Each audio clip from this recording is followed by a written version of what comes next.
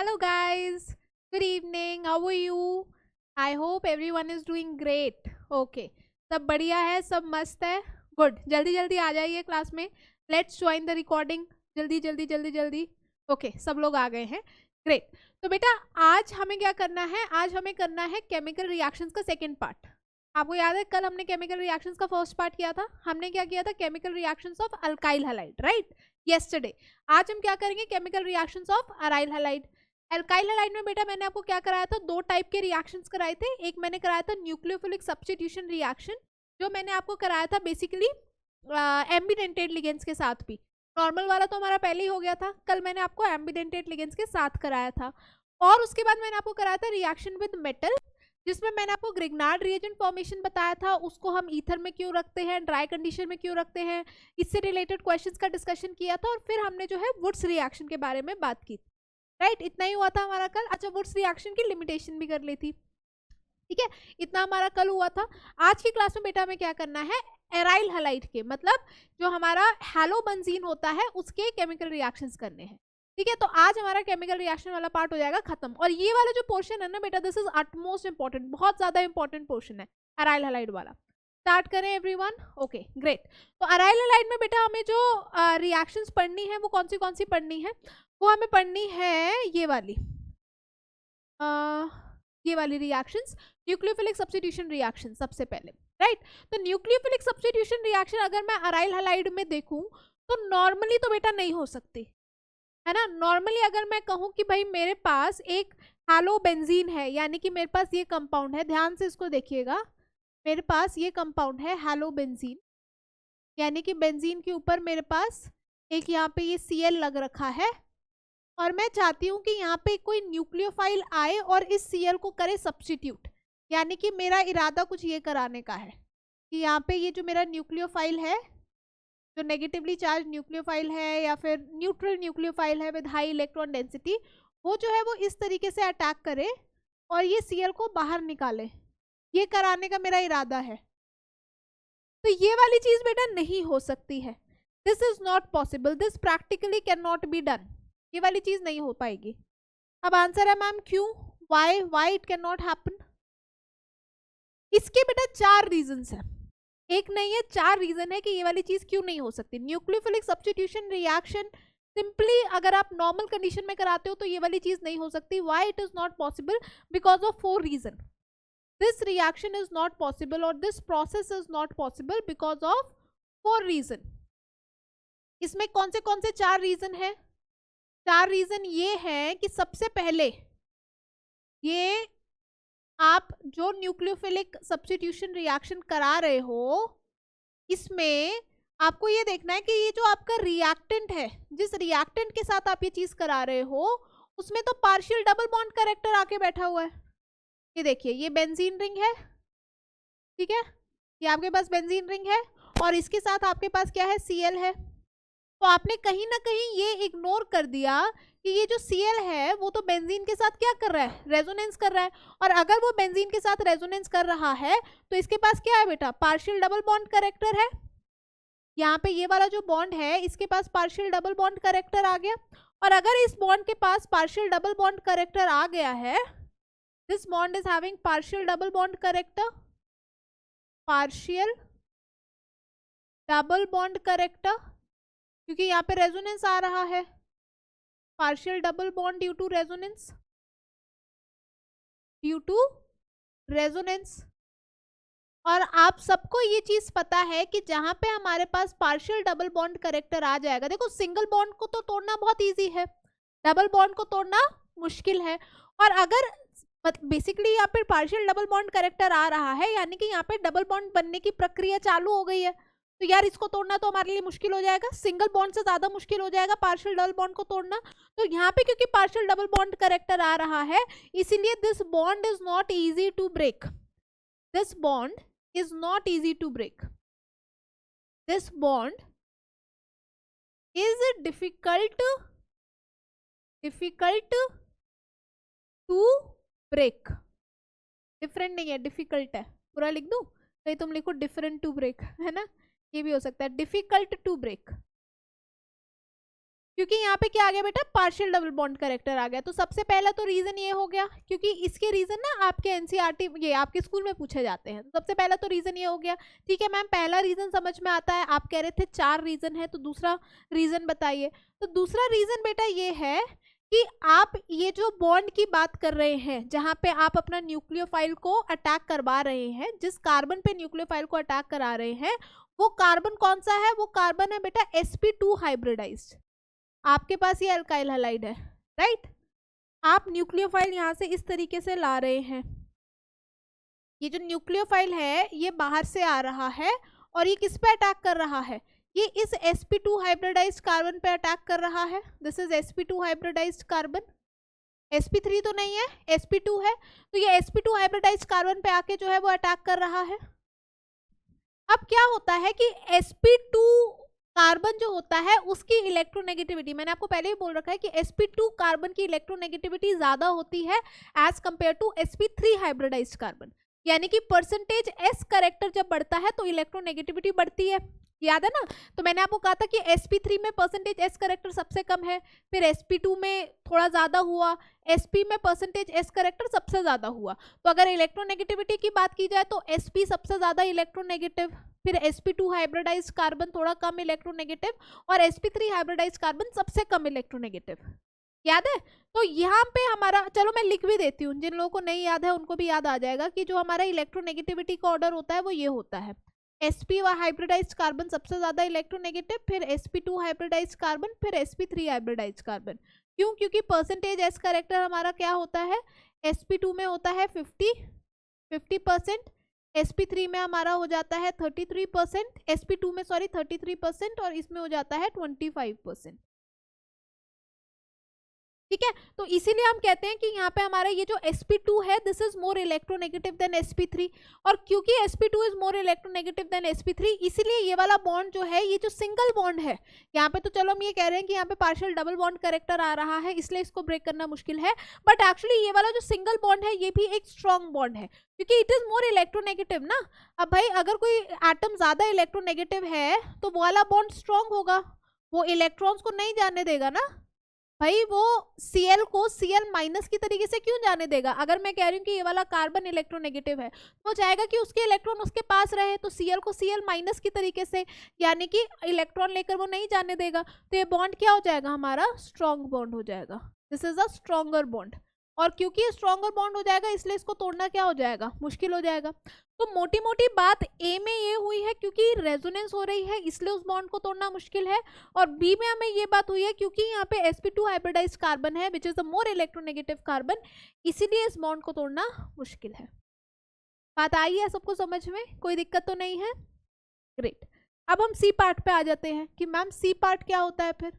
तो C part में आप कहोगे कि मैम आप जो है अगर इसको इसमें सब्स्टिट्यूशन न्यूक्लियोफिलिक यूनिमोलिक्यूलर कराते हो तो यहाँ पे आप कार्बोकटायन बना दो। यहाँ पे आपने जो मैकेनिज्म दिखाया है वो SN2 का दिखाया है बेसिकली, कि न्यूक्लियोफाइल आया Cl गया, Cl माइनस गया, तो आप जो है यहाँ पे SN1 करा दो, यानी कि सब्स्टिट्यूशन न्यूक्लियोफिलिक यूनिमोलिक्यूलर, आप कार्बोकटायन बनाओ। तो अगर मैं इसका कार्बोकटायन भी बनाती हूँ ना तो वो कार्बोकटायन हाईली अनस्टेबल कार्बोकटायन बनेगा। यहाँ पे देखिए बेंजीन के ऊपर पॉजिटिव चार्ज आएगा। अगर मैं इसका कार्बोकटायन बनाऊं, मैं कहूँ कि भाई ये Cl जो है वो तो पहले ही चला गया, ये Cl जो है वो पहले ही चला गया, और ये Cl के जाने से क्या हुआ, यहाँ पे कार्बोकटायन बना इस तरीके से, और क्योंकि यहाँ पे ये कार्बोकटायन बना है इस तरीके से, ये कार्बोकटायन तो हाईली अनस्टेबल कार्बोकटायन बना, ये रिएक्शन तो पॉसिबल ही नहीं हो पाएगी, बिकॉज ये जो आपका फिनाइल कार्बोकटायन बेटा बना है यहाँ पे पॉजिटिव चार्ज किस पे आ रहा है, डबल बॉन्डेड कार्बन पे आ रहा है। ये आपका बना है क्या, फिनाइल कार्बोकटायन, और यहाँ पे positive charge is on double bonded carbon atom. Positive charge कहाँ है, on double bonded carbon atom, on double bonded carbon atom, bonded carbon atom. और आपको पता है कि डबल बॉन्डेड कार्बन एटम तो हाईली इलेक्ट्रोनेगेटिव है भाई सिंगल बॉन्डेड कार्बन एटम जो है वो कम इलेक्ट्रोनेगेटिव है, फिर डबल बॉन्डेड कार्बन एटम थोड़ा इलेक्ट्रोनेगेटिव ज्यादा हुआ, फिर ट्रिपल बॉन्डेड तो और ज्यादा इलेक्ट्रोनेगेटिव हो गया। तो क्योंकि यहाँ पे आपका पॉजिटिव चार्ज कहाँ आ रहा है, डबल बॉन्डेड कार्बन एटम पे आ रहा है, तो वो तो काफी ज्यादा इलेक्ट्रोनेगेटिव कार्बन है, वहां पे आप पॉजिटिव चार्ज को बिठा रहे हो तो वो तो कितना बेचारा परेशान होगा, और इतना परेशान होगा कि वो बनेगा ही नहीं, वो बनेगा ही नहीं। ये स्टोरी मैं बहुत अपने वो पिछले स्टूडेंट्स को सुनाती थी कि जब मेरा पीएचडी का इंटरव्यू हुआ था, जब मेरे को पीएचडी के लिए अप्लाई करना था और जब मेरा पीएचडी का इंटरव्यू हुआ था, तो मुझसे मेरे सर ने क्या पूछा था कि आप ये बताइए हर्षिता कि विनाइल कार्बोकैटायन की कॉस्ट क्या होगी। ठीक है, तो मैं तब तो यार इतना नहीं था मुझे नॉलेज, मैं धीरे धीरे नॉलेज गेन की है। उस टाइम में थोड़ी डरी भी हुई थी, तो मैंने सोचा यार विनाइल कार्बोकैटायन तो बहुत ज़्यादा अनस्टेबल होता है, और अनस्टेबल है तो बहुत ज़्यादा इसकी कॉस्ट होगी। तो मैंने कहा सर उसकी कॉस्ट तो बहुत ज़्यादा होगी। उन्होंने कहा फिर भी बताइए, एस्टिमेट बताइए विनाइल कार्बोकैटायन की कॉस्ट कितनी होगी। तो मैंने कहा सर ये तो मतलब 10,000 20,000 का आता होगा थोड़ा सा, बिल्कुल 1 ग्राम 2 ग्राम 10,000 20,000 का आता होगा। I was very naive at that time, तो I was not selected in that interview. तो बाद में मैंने कभी सर से पूछा, सर वो जो आपने मुझे क्वेश्चन पूछा था उसका क्या क्या आंसर आया था, तो उन्होंने कहा था कि विनाइल कार्बोकैटायन तो एग्जिस्ट ही नहीं करता, it is such an unstable thing कि वो तो एक तो इंटरमीडिएट, ऊपर से विनाइल कार्बोकैटायन। विनाइल कार्बोकैटायन क्या होता है, विनाइल ये कार्बोकैटायन ये होता है विनाइल ग्रुप, मैंने आपको बताया था ना। विनाइल ग्रुप कौन सा होता है, डबल बॉन्ड के साथ अगर आप कोई भी जैसे अल्कोहल लगा दिए तो विनाइल अल्कोहल हो गया, या विनाइल ग्रुप के साथ अगर क्लोरीन लगा दिए तो विनाइल क्लोराइड हो गया। तो vinyl group means double bonded carbon के साथ आप डायरेक्टली कुछ लगा रहे हो। तो विनाइल कार्बोकैटायन का मतलब क्या है ये, और वहां पे देखिए डबल बॉन्डेड कार्बन के ऊपर आप पॉजिटिव चार्ज रख रहे हो, तो अगर कोई चीज इतनी ज्यादा अनस्टेबल है तो ये तो एग्जिस्ट ही नहीं करती, और अगर ये एग्जिस्ट ही नहीं करती तो आप इसकी कॉस्ट की बात ही क्यों कर रहे हो। तो सर ने मुझे कहा कि आपको तो ये कहना चाहिए कि it is so unstable that it does not exist, तो कॉस्ट की तो बात ही नहीं हुई कोई। ठीक है, तो अगर आपसे कोई ये पूछ ले, इसलिए मैं आपको बता रही हूँ क्योंकि this type of questions are very common, हमसे ये सब चीजें इंटरव्यू में पूछी जाती हैं, और हम अगर किसी का एक्सपीरियंस सुनते हैं तो हम इंटरव्यू में और ज्यादा सतर्क होकर बैठते हैं कि कहीं कोई ऐसा क्वेश्चन तो नहीं आ रहा। तो अगर आपसे कोई इंटरव्यू में पूछ ले कि भाई फिनाइल कार्बोकैटायन की कॉस्ट बताओ मार्केट में कितने का मिलता होगा, तो आप ये मत कहना कि अनस्टेबल है तो बहुत महंगा मिलता होगा, आप कहना ये तो एग्जिस्ट ही नहीं करता, तो फिर तो बात ही नहीं हुई ना कॉस्ट की। ठीक है, तो चलो ये समझ में आ गई। फिनाइल कार्बोकैटायन है, पॉजिटिव चार्ज और डबल बॉन्डेड कार्बन एटम है, इसलिए बेटा ये एग्जिस्ट नहीं करेगा, ये रिएक्शन फॉरवर्ड मूव नहीं करेगा। और फोर्थ पॉइंट, मैम आपने 4 पॉइंट कहे थे, तो 4 पॉइंट ये है बेटा कि जब आप बेंजीन बेंजीन के ऊपर एक न्यूक्लियोफाइल की बात कर रहे हो, right, you are talking about benzene with a halogen, तो ये तो ऑलरेडी इसके पास कितने सारे पाई इलेक्ट्रॉन है, इसके पास ऑलरेडी कितने सारे पाई इलेक्ट्रॉन्स है, देखिए इसके पास इलेक्ट्रॉन डेंसिटी कितनी ज्यादा है, और हाई इलेक्ट्रॉन डेंसिटी होने के कारण ये अपने पास तो न्यूक्लियोफाइल को फटकने भी नहीं देगा, वो तो इसको रिपेल करता रहेगा। अगर मैं बेंजीन रिंग हूं तो मेरे पास क्या है, बहुत हाई इलेक्ट्रॉन डेंसिटी है, और क्योंकि मेरे पास बहुत हाई इलेक्ट्रॉन डेंसिटी है, मैं तो न्यूक्लियोफाइल को दूर से ही कह दूंगी कि भाई मेरे पास मत आना, क्योंकि I am already very electronegative, अगर तुम मेरे पास आओगे तो मैं तुम्हें रिपेल करूंगी। ठीक है, so due to high electronegativity on the benzene ring, due to high electronegativity on this compound, due to high electron density high electron density on ये जो आपका जो भी मतलब बेसिकली हेलो अरीन है, अराइल हैलाइड है, it repels nucleophile, it repel incoming nucleophile,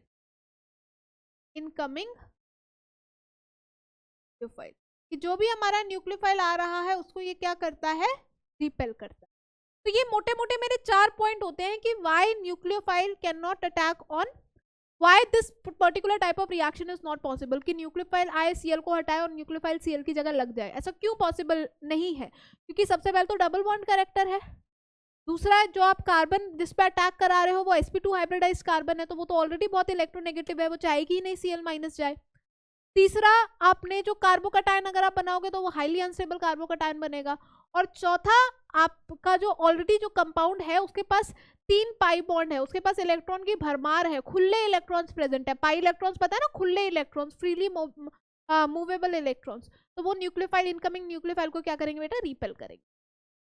ठीक है, तो ये हमारे 4 पॉइंट्स होते हैं। आई होप सबको क्लियरली नजर आ रहा होगा। मैंने इसलिए वो थोड़ा सा डिफरेंट कलर से लिख दिया क्योंकि नहीं तो वो सब मिक्स हो जाता।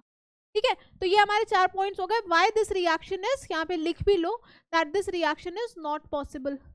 Not possible under normal condition, मतलब अगर आप नॉर्मल कंडीशंस रख रहे हैं, अगर आप बहुत ज्यादा टेम्परेचर और प्रेशर रख रहे हैं तो फिर वो अलग बात हो जाती है। लेकिन अगर आप नॉर्मल कंडीशन रख रहे हैं, रूम टेम्परेचर पे चाहते हैं कि ये रिएक्शन हो जाए, तो फिर वो चीज नहीं हो सकती।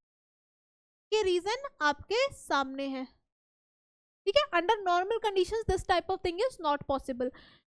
लेकिन अगर मैंने यहाँ पे इसी बेंजीन रिंग में इलेक्ट्रॉन विड्रॉइंग ग्रुप लगाने स्टार्ट कर दी, मान लीजिए मैंने कहा कि भाई सबसे पहले तो मैंने कहा कि मैं चाहती हूँ कि मैं क्लोरोबेंजीन से फिनॉल बनाऊं। पहले मैंने अपनी जो करना था मुझे, मतलब अपनी इंटेंशन बताई कि भाई मैं क्लोरोबेंजीन से चाहती हूँ कि मैं फिनॉल बनाऊं, और इसके लिए मैं इसके अंदर डालती हूँ NaOH, बेसिकली एक्वस NaOH या OH माइनस आयन, आप कुछ भी लिख लीजिए। तो इसके अंदर मैं डालती हूँ एक्वस NaOH, और मैं चाहती हूँ कि इससे बन जाए बेटा फिनॉल। इससे क्या बन जाए, फिनॉल। ये तो इसके लिए ये वाला जो प्रोसेस है, ये नॉर्मल कंडीशन पे तो मैंने जैसे आपको बताया ये हो नहीं सकता। तो इसके लिए मुझे क्या करना पड़ा, मुझे इसके लिए बहुत ज़्यादा हाई टेम्परेचर और प्रेशर रखना पड़ा। इस प्रोसेस का नाम होता है डाउस process, based on the name of scientist. इस प्रोसेस में उन्होंने क्या कहा था, उन्होंने कहा था कि यार अगर मैं 300 एटमॉस्फेयर प्रेशर रखूंगा, 300 एटमॉस्फेयर समझ रहे हो, जिस प्रेशर में आप अभी बैठे हो वो 1 एटमॉस्फेयर है, नॉर्मल एटमॉस्फेरिक प्रेशर, और इन्होंने 300 एटमॉस्फेयर प्रेशर रखा। आप सोच लो कितना हाई प्रेशर इन्होंने रखा है। और उसके बाद इन्होंने टेम्परेचर कितना रखा है, 623 केल्विन, 623 केल्विन इन्होंने टेम्परेचर रखा है, हाई टेम्परेचर रखा। केल्विन से आप डिग्री सेल्सियस में तो जानते हो ना कैसे कन्वर्जन करना है, राइट। तो इन्होंने 300 एटमॉस्फेयर और 623 केल्विन, मतलब कितना हाई टेम्परेचर और कितना हाई प्रेशर रखा। और ये करने के बाद इन्होंने कहा कि हमारा ये प्रोसेस हो रहा है, और इस प्रोसेस का नाम दिया गया डाउस प्रोसेस, डाउस प्रोसेस। ठीक है, कि भाई हाई टेम्परेचर और हाई प्रेशर पे हम अपना फिनॉल बना सकते हैं फ्रॉम क्लोरोबेंजीन। कि भाई अगर आपको ये कराना है तो आपको सिंपल, अगर क्लोरोबेंजीन से फिनॉल बनाना है, you have to give high temperature and pressure. अब इसमें मजे की बात यह है कि अगर मैंने यहाँ पे इस कंपाउंड में थोड़े चेंजेस करने स्टार्ट किए, यानी कि यहाँ पे मैंने इलेक्ट्रॉन विड्रॉइंग ग्रुप लगाने स्टार्ट कर दिए, जैसे कि मैंने यहाँ पे कहा कि भाई मेरे पास ये बेंजीन रिंग है, और इस बेंजीन रिंग में मैं इलेक्ट्रॉन विड्रॉइंग ग्रुप लगा रही हूँ जैसे, और इलेक्ट्रॉन विड्रॉइंग ग्रुप भी मुझे कहाँ लगाने हैं, ऑर्थो और पैरा पोजिशन पे, मेटा पोजिशन पे नहीं। रेजोनेंस जहाँ पे हो सकता है वहीं पे इलेक्ट्रॉन विड्रॉइंग ग्रुप लगाने हैं।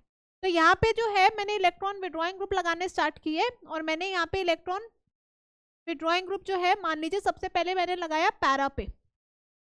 जब मैंने यहाँ पे एक इलेक्ट्रॉन ग्रुप पैरा पे लगाया और मैंने इसकी रिएक्शन कराई विद एक्वस NaOH, तो हैरानी वाली बात है कि मेरे को अब ये रिएक्शन कराने में कुछ कम टेम्परेचर देना पड़ा। मतलब पहले वाला टेम्परेचर जो मुझे देना पड़ता था उससे कुछ कम टेम्परेचर मुझे देना पड़ा, ताकि मेरा जो है ये सब्स्टिट्यूटेड या फिर चेंज टू फिनॉल बन जाए। तो मैम आपको कितना टेम्परेचर देना पड़ा, तो यहाँ पे जो मुझे टेम्परेचर देना पड़ता है that is around 443 kelvin. 443 kelvin में अभी जो है, जो पहले वाली चीज मेरी हो रही थी 623 केल्विन पे, अब वो वाली चीज मेरी किस पे हो रही है, 443 केल्विन पे। यानी कि मेरा टेम्परेचर जो है अब वो कम हो गया, कम टेम्परेचर पे वही रिएक्शन हो रहा है। अब मैंने क्या किया कि ठीक है बहुत अच्छी बात है, अब मैं इसमें फिर एक और NO2 ग्रुप लगा देती हूँ ऑर्थो पे। अभी तो मैंने पैरा पे लगाया है, अब मैं एक और ग्रुप लगा देती हूँ ऑर्थो पे। तो जब मैंने ऑर्थो पे ये ग्रुप लगाया, इलेक्ट्रॉन विड्रॉइंग ग्रुप जब मैंने ऑर्थो पे लगाया, तब क्या हुआ कि मेरे को, जब मैंने इसको एक्वस NaOH के साथ रिएक्ट कराया है, तब जो मुझे टेम्परेचर देना पड़ा वो और कम टेम्परेचर देना पड़ा। क्या टेम्परेचर देना पड़ा, ऑलमोस्ट मुझे यहाँ पे देना पड़ा 300 समथिंग। मुझे एग्जैक्ट ध्यान नहीं है कि कितना देते हैं टेम्परेचर, बट इससे कम टेम्परेचर देते हैं, ऑलमोस्ट 300 केल्विन मैं यहाँ पे लिख दे रही हूँ। इतना टेम्परेचर जो है हमें यहाँ पे देना पड़ा ऑलमोस्ट। एग्जैक्ट मुझे नहीं ध्यान है। मतलब आप देख रहे हो कि जैसे जैसे आप इलेक्ट्रॉन विड्रॉइंग ग्रुप अटैच करते जा रहे हो ऑर्थो और पैरा पोजीशन पे, आपकी रिएक्शन जो है वो ज्यादा इजी होती जा रही है, आपकी रिएक्शन जो है वो बेटर होती जा रही है। तो ये आपका जो है यहाँ पे आ जाएगा OH, यहाँ पे आपका आ जाएगा NO2 और यहाँ पे आपका आ जाएगा NO2। आपकी रिएक्शन क्या हो रही है, और ज्यादा इजी हो रही है। और गजब की बात ये हो गई कि जब मैंने यहाँ पे 3 इलेक्ट्रॉन विड्रॉइंग ग्रुप लगा दिए, जब मैंने यहाँ पे NO2 जो है वो ऑर्थो और पैरा दोनों पे लगा दिया, हर पोजीशन पे लगा दिया मैंने, जब यहाँ पे ये देखिए NO2 NO2 NO2 तीनों पोजीशन पे जब मैंने यहाँ पे Cl लगाई है, जब मैंने यहाँ पे तीनों पोजीशन पे जो है, एक सेकेंड, तीनों पोजीशन पे जब मैंने NO2 लगा दिया, तो उसके बाद ये वाला जो मेरा रिएक्शन है ये इतना बढ़िया हुआ कि इसको अगर मैंने सिंपल पानी में रखा, वार्म वाटर, गर्म पानी में मैंने ये रिएक्शन रखा और ये मेरा रिएक्शन हो गया वार्म वाटर में, गर्म पानी में रखने से रिएक्शन हो गया। आप सोचिए कि ये रिएक्शन जो है वो कितना अच्छा रिएक्शन और कितना सिंपल रिएक्शन होगा। गर्म पानी में आपने इसको रखा और ये आपका, यहाँ पे आपको एक्वस NaOH की भी जरूरत नहीं है, सिंपल गर्म पानी की जरूरत है, और ये आपका रिएक्शन जो है वो हो गया, न्यूक्लियोफिलिक सब्स्टिट्यूशन यहाँ पे हो गया आपका, यहाँ पे NaOH NO2 NO2 NO2 और NO2 आ गया। तो यहाँ पे हो क्या रहा है, ये इलेक्ट्रॉन विड्रॉइंग ग्रुप लगाने से ऐसा क्या हो रहा है कि मेरा रिएक्शन जो है वो आराम से हो रहा है। इनमें ऐसा क्या है, क्या राज है ना, बोलते हैं ना गाने में, आपकी आंखों में क्या राज है। तो वही वाली चीज है कि यहाँ पे ये जो NO2 है इसके अंदर ऐसा क्या है कि रिएक्शन जो है वो इजिली हो रहा है। तो ये NO2 में ये राज है कि ये वाला जो रिएक्शन मैकेनिज्म है ना, वो नॉर्मल मैकेनिज्म फॉलो हो ही नहीं रहा, मैकेनिज्म ही कुछ अलग फॉलो हो रहा है। वही मैकेनिज्म मैं आपको लास्ट में मतलब लास्ट में क्या इसके बात कराऊंगी। उस मैकेनिज्म में क्या होता है कि हमारा जो रेट डिटरमाइनिंग स्टेप होता है उसमें बनता है एनायन, और वो एनायन जो है वो स्टेबलाइज होता है इलेक्ट्रॉन विड्रॉइंग ग्रुप से। आइए मैं आपको बताती हूँ, अभी आपको समझ में आ जाएगा। बेसिकली अभी आपको मोटी मोटी क्या समझना है कि भाई नॉर्मल जब मैं रिएक्शन करा रही थी डाउस प्रोसेस से, तो वो रिएक्शन में मुझे बहुत हाई टेम्परेचर, बहुत हाई प्रेशर चाहिए था, बट जैसे ही मैंने ऑर्थो और पैरा पोजीशन पे इलेक्ट्रॉन विड्रॉइंग ग्रुप लगाना स्टार्ट किया बेटा, उससे क्या हुआ, बिल्कुल उससे जो है हमारा रिएक्शन इजिली होने लगा। मैम क्या ये हमें टेम्परेचर याद करके जाना है, बिल्कुल भी नहीं, ऊपर वाला याद कर लेना डाउस प्रोसेस का, बाकी कोई टेम्परेचर तुम्हें याद करके नहीं जाना, ठीक है। तो मैम अभी हमें ये नहीं समझ में आ रहा कि ये इलेक्ट्रॉन विड्रॉइंग ग्रुप से ऐसा क्या कमाल हो गया कि ये रिएक्शन इजीली हो जा रहा है। गर्म पानी में रिएक्शन हो गया, बोलो इससे ज्यादा क्या लोगे। गर्म पानी में रिएक्शन हो गया, ये आपका पिक्रिक एसिड बन गया, इसका नाम भी लिख लो, बहुत अच्छा एसिड होता है ये, स्ट्रॉन्ग एसिड की कैटेगरी में आता है ये पिक्रिक एसिड, ये आता है आपका पिक्रिक एसिड। यानी कि आपका ये second position, fourth position, sixth position पे जब NO2 लग जाता है फिनॉल के ऊपर, तो हमें कहते हैं हम उसको क्या, पिक्रिक एसिड, और एक बहुत अच्छा एसिड होता है बिकॉज इलेक्ट्रॉन विड्रॉइंग ग्रुप है, तो कॉन्जुगेट बेस इसका बहुत ज्यादा स्टेबल हो जाता है। कॉन्जुगेट बेस इसका क्या बनेगा, H+ आयन निकाल के माइनस आयन, H+ आयन निकाल के माइनस चार्ज आ जाएगा, वो कॉन्जुगेट बेस होगा, और इलेक्ट्रॉन विड्रॉइंग ग्रुप प्रेजेंट है तो वो उसको क्या करेंगे, बहुत ज्यादा स्टेबल करेंगे, ठीक है।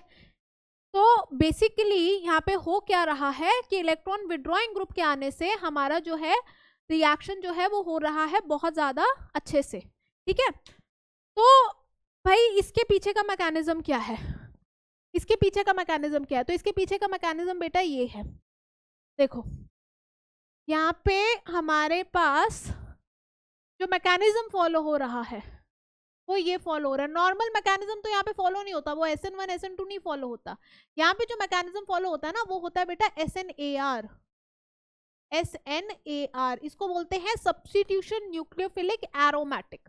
क्या बोलते हैं बेटा, AR का मतलब है एरोमेटिक, तो ये हमारा होता है सब्स्टिट्यूशन, बहुत इंपॉर्टेंट रिएक्शन है, आपके NCERT में गिवन है, सब्स्टिट्यूशन न्यूक्लियोफिलिक,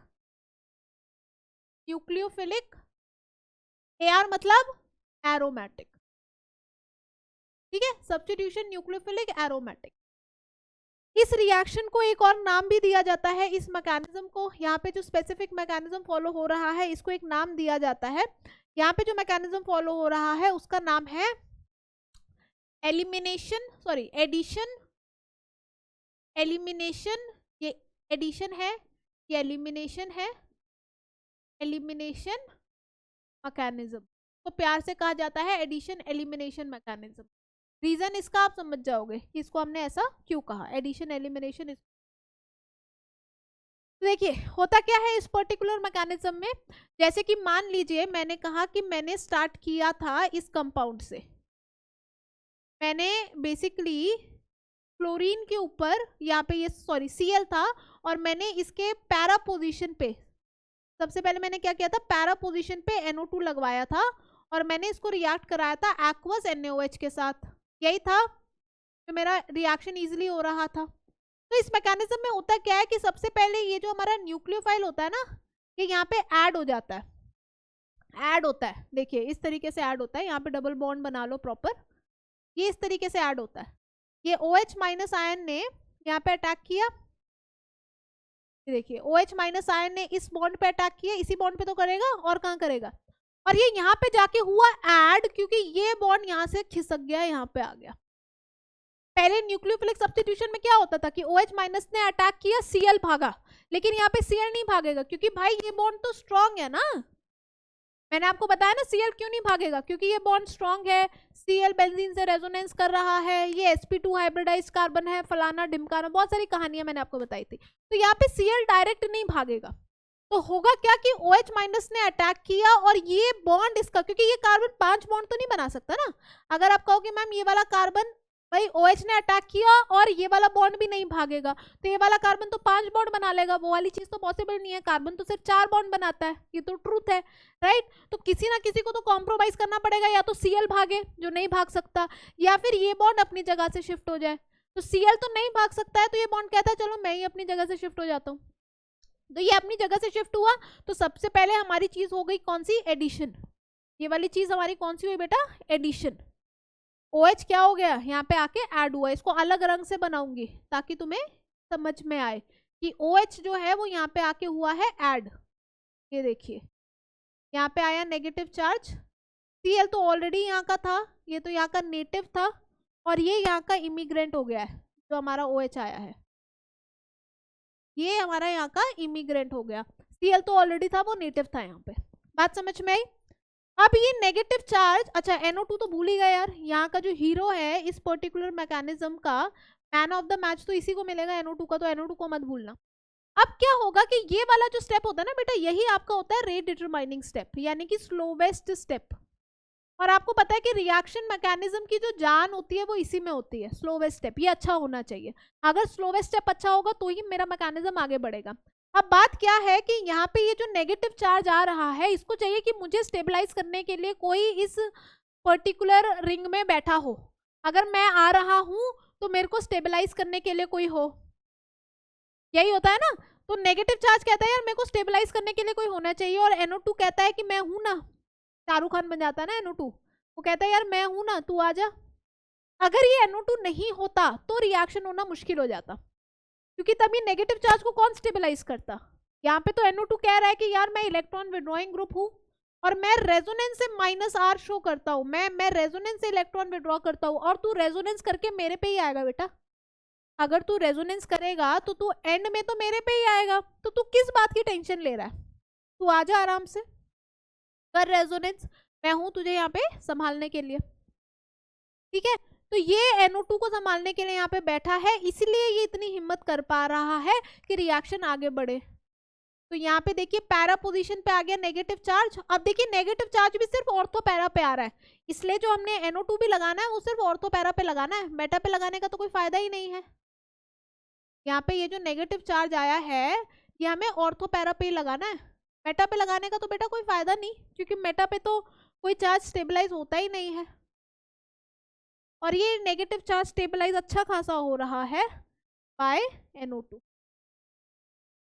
स्टेबलाइज, ये इलेक्ट्रॉन विड्रॉइंग ग्रुप है तो ये स्टेबलाइज कर रहा है नेगेटिव चार्ज को, और इसलिए ये चीज क्या हो रही है, स्टेबल हो रही है, ये रेजोनेंस अच्छे से कर रहा है, कोई दिक्कत नहीं है, ठीक है।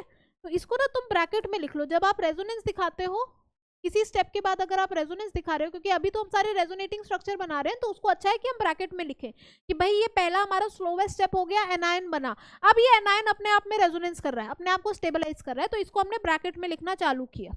ये अलग से स्टेप्स नहीं है ना, ये तो रेजोनेटिंग स्ट्रक्चर हम बना रहे हैं बस, तो अलग से स्टेप्स नहीं है। तो आप इसको जो है बेटर है कि आप इसको ब्रैकेट में लिखिए। अब ये देखिए फिर से कहाँ पे आया, नेगेटिव चार्ज ऑर्थो पे। तो अगर तुम NO2 ऑर्थो पे भी रखते तो तुम्हारे लिए बहुत ज्यादा बेनिफिशियल हो जाता, गर्म पानी में भी रिएक्शन हो जाता, क्योंकि अगर तुमने दोनों ऑर्थो और पैरा पे NO2 रख रखा है तो ये नेगेटिव चार्ज हाईली स्टेबल है, ठीक है। इसलिए वो वाला रिएक्शन बहुत जल्दी होता है, जो मैंने तुम्हें बताया था गर्म पानी वाला रिएक्शन, वो इसीलिए होता है क्योंकि उसमें हर ऑर्थो और पैरा पे आप NO2 रखते हो।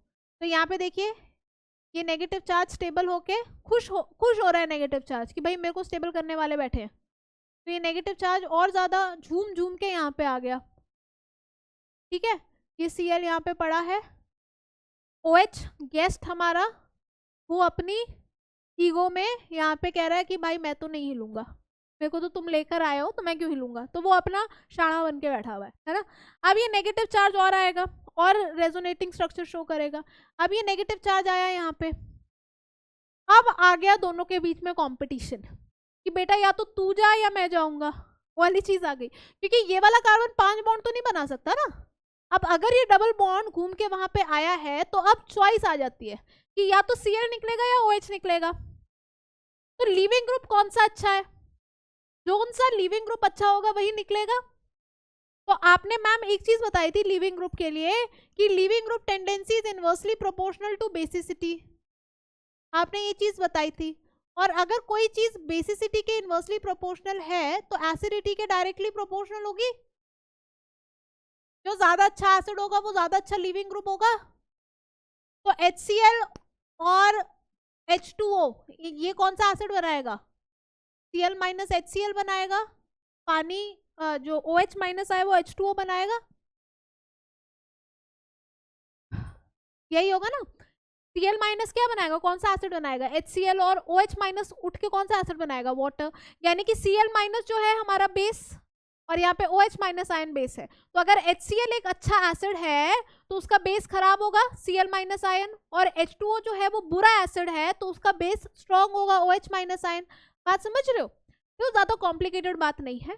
बात सिर्फ ये है कि leaving group is inversely proportional to basicity, यानी कि leaving group is directly proportional to acidity. कोई चीज बेसिसिटी के इनवर्सली प्रोपोर्शनल है तो एसिडिटी के डायरेक्टली प्रोपोर्शनल होगी। तो Cl माइनस आयन का एसिड बना दो, बना HCl, OH माइनस आयन का एसिड बना दो, बना वाटर। तो जो जितना अच्छा एसिड है वो उतना अच्छा लीविंग ग्रुप होगा। तो इसमें से अच्छा एसिड कौन है, इसमें से अच्छा एसिड है पानी, इसमें से अच्छा एसिड है HCl। तो HCl जो है अपना निकला यहाँ से, ने कहा कि यार मेरा निकलने का टाइम आ गया है, ठीक है।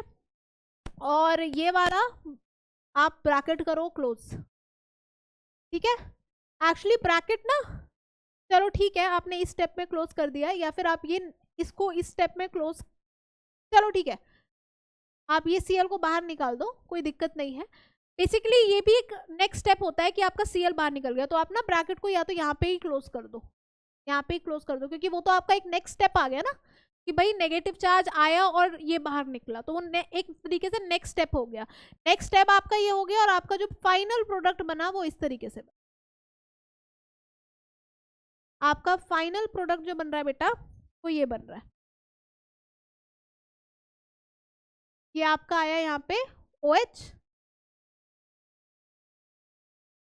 ये आपका आया OH, और यहाँ पे बेटा आपका आ गया N। बात समझ में आ गई। और ये रिएक्शन इजीली हो रहा है क्योंकि यहाँ पे इलेक्ट्रॉन विड्रॉइंग ग्रुप हमारा प्रेजेंट है। अगर ये इलेक्ट्रॉन विड्रॉइंग ग्रुप नहीं प्रेजेंट होता तो ये स्टेबलाइज नहीं होता, और अगर ये स्टेबलाइज नहीं होता तो हमारा रिएक्शन आगे नहीं बढ़ पाता। इसीलिए अगर मैं ऑर्थो पैरा सभी पे NO2 ग्रुप लगा रही हूँ तो ये तो रिएक्शन बहुत ही जल्दी होगा भाई, क्योंकि यहाँ पे तो हर जगह पे at all position, at all ortho and para position you are having, at all ortho and para position we are having position electron withdrawing groups are attached,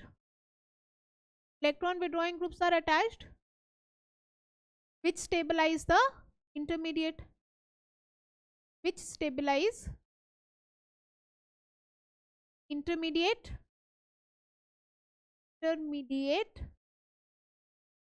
via minus R. ये तो माइनस आर से जो है पूरा का पूरा intermediate ही stabilise कर रहे हैं, तो ये वाला रिएक्शन तो बहुत ज्यादा फास्ट हो जाएगा। अगर आपको मैकेनिज्म पता है तो आपको किसी चीज का डर नहीं है। फिर अगर आपको मैकेनिज्म आता है तो कोई दिक्कत नहीं है। अच्छा मैम, इसको आपने एडिशन एलिमिनेशन क्यों बोला? क्योंकि सबसे पहले तो एडिशन हो रही है यहाँ पे। सबसे पहले क्या हो रही है? एडिशन हो रही है पहले स्टेप में, और उसके बाद लास्ट स्टेप में क्या हो रही है? हमारी एलिमिनेशन हो रही है। यहाँ पे निकल गया एलिमिनेशन। तो क्योंकि सबसे पहले एडिशन हो रही है और फिर एलिमिनेशन हो रही है, इसलिए इसको बोला जाता है एडिशन एलिमिनेशन। ठीक है, तो एक तो बेटा हमारा ये वाला प्रोसेस होता है जिसमें हमें कोई दिक्कत आई थिंक नहीं है। ठीक है, आई थिंक हमें कोई दिक्कत नहीं है। अगर हमने ऑर्थो पैरा सभी पे लगा दिए होते तो नेगेटिव चार्ज ज्यादा स्टेबलाइज हो जाता है, इसलिए रिएक्शन बहुत बहुत बहुत आराम से हो जाता है। ठीक है, इसमें ना एक और मैकेनिज्म आता है आपका SNAR में ही। एक और मैकेनिज्म होता है, स्पेसिफिक होता है, कुछ बेसिस के साथ ही वो पॉसिबल हो पाता है। SNAR में सेकेंड मैकेनिज्म, आप उसको ना फर्स्ट लिख लीजिए ताकि आप कंफ्यूज ना हो। इसमें ये जो फर्स्ट मैकेनिज्म आता है दैट इज एडिशन एलिमिनेशन, और SNAR में सेकेंड मैकेनिज्म आपका आता है यहाँ पे। Second mechanism is that is elimination addition. इसमें हम पहले एलिमिनेट कराएंगे फिर ऐड कराएंगे। एलिमिनेशन एडिशन,